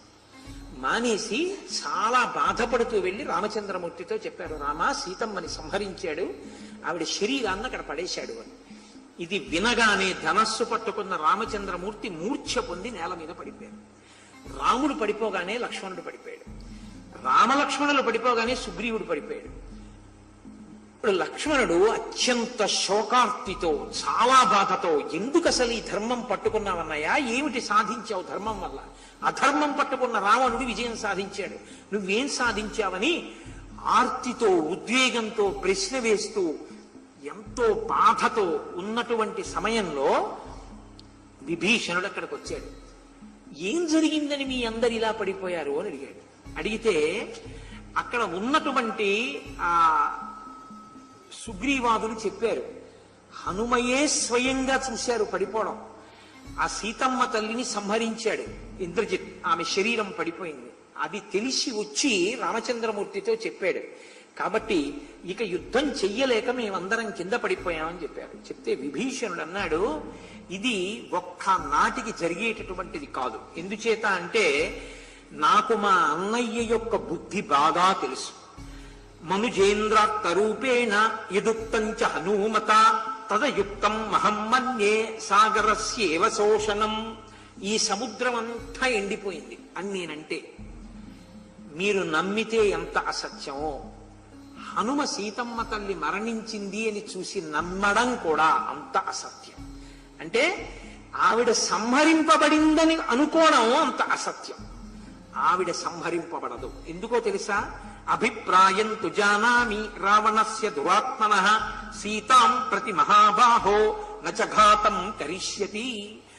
మా అన్న రావణాసురుడికి సీతమ్మ తల్లి మీద ఉన్న కామం అటువంటిది. వాడు సీతమ్మని ఒక్క నాటికి చంపడు, ఇంద్రజిత్తు చంపడాన్ని అంగీకరించాడు. నాకు తెలుసు అసలు రహస్యం. నికుంభిలా హోమం చెయ్యడానికి వెళ్ళాడు ఇంద్రజిత్. అతను కాని హోమం చేసి లేచి రథం ఎక్కాడా, అగ్నిహోత్రంలోంచి వస్తుంది రథం, ఆ రథం మీద ఎక్కొస్తాడు. ఇక రథం ఎక్కి వచ్చిన తరువాత మనం జయం సాధించడం అన్నది అసంభవం రామ, మనం చెయ్యలేం. కానీ ఈ మాటలు చెప్తుంటేట నేను అందుకే చెప్పింది రామకథ నరుడి కథ అని. ఇంత చెప్తుంటే రాముడు పరాకుగా ఉన్నాడు. ఎందుకో తెలుసా అండి? ఇప్పుడే నేను ఒక్క శ్లోకం సీతా సంహారం అన్నది మాయా సీత అని తెలిసి ఎన్నో మార్లది చదివి చెప్పిన వాడనైనా అది చెప్పినందుచేత కించిత్ కాలం నా బుద్ధి దీని మీద నిలబడ్డంలో వైక్లభ్యం పొందింది. అటువంటిది రామచంద్రమూర్తి అది అసత్యం అన్నా కూడా ఆయన బుద్ధి నిలకడ పొందలేదు. పరాకుగా ఉండి ఏం మాట్లాడావు ఇప్పుడు నువ్వు మళ్ళీ చెప్పు అన్నారు. అంటే ఎంత శోకార్తిని పొందారు, ఎంత పాపకార్యాన్ని ఇంద్రజిత్ చెయ్యగలడో, ఎంత అధర్మ యుద్ధం చేస్తాడో మీరు అర్థం చేసుకోవచ్చు. నేను అందుకే ఇవాళ బయలుదేరుతూ ఓ మాట అన్న గోపాలకృష్ణ గారితో, ఇక ఇంద్రజిత్ యుద్ధరంగంలో కనపడడానికి వీల్లేదు, నాకు చెప్పడం కష్టంగా ఉంది. ఆనాడు లక్ష్మణుడు చంపాడు, ఇవాళ నేను చంపేస్తా ప్రవచనం చంపేసి ఇంటికి వస్తాను గోపాలకృష్ణ గారు. 11 అయినా 12 అయినా 1 గంట అయినా అందరూ వెళ్ళిపోయినా నే కూర్చుని ఇంద్రజిత్తుని చంపొస్తాను తప్ప ఇంద్రజిత్ బతికుండి నేను రాను ఇంకా మళ్ళీ విడిదికి. నేను చెప్పలేకపోతున్నాను, వాడి ఉద్ధత అంత కష్టంగా ఉంది, నాకు చదవడం క్లేశంగా ఉంటుందని చెప్పాను. అంతటి క్రూరకర్ముడు. అంటే మీరు ఆ సర్గలు చదువుతుంటే ఎంత బాధగా ఉంటుంది. అంత దారుణమా, ఇంత క్రౌర్యమా, ఇంత మాయాయుద్ధమా, ఇంత అధర్మ యుద్ధమా అనిపిస్తుంది. ఇంకా ఆయన్ని ఆపలేరు. హోమం పూర్తి చెయ్యకుండా పీటల నుంచి లేచాడో ఆ రోజున నిహతుడవుతాడు. కాబట్టి తొందరగా లేపేయాలి, వెళ్ళిపోయి ఉంటాడు హోమానికి. కాబట్టి నేను లక్ష్మణుణ్ణి తీసుకుని వెళ్ళిపోతానన్నారు. వెంటనే రామచంద్రమూర్తి లక్ష్మణుణ్ణి ఆశీర్వదించి లక్ష్మణస్వామిని పంపారు.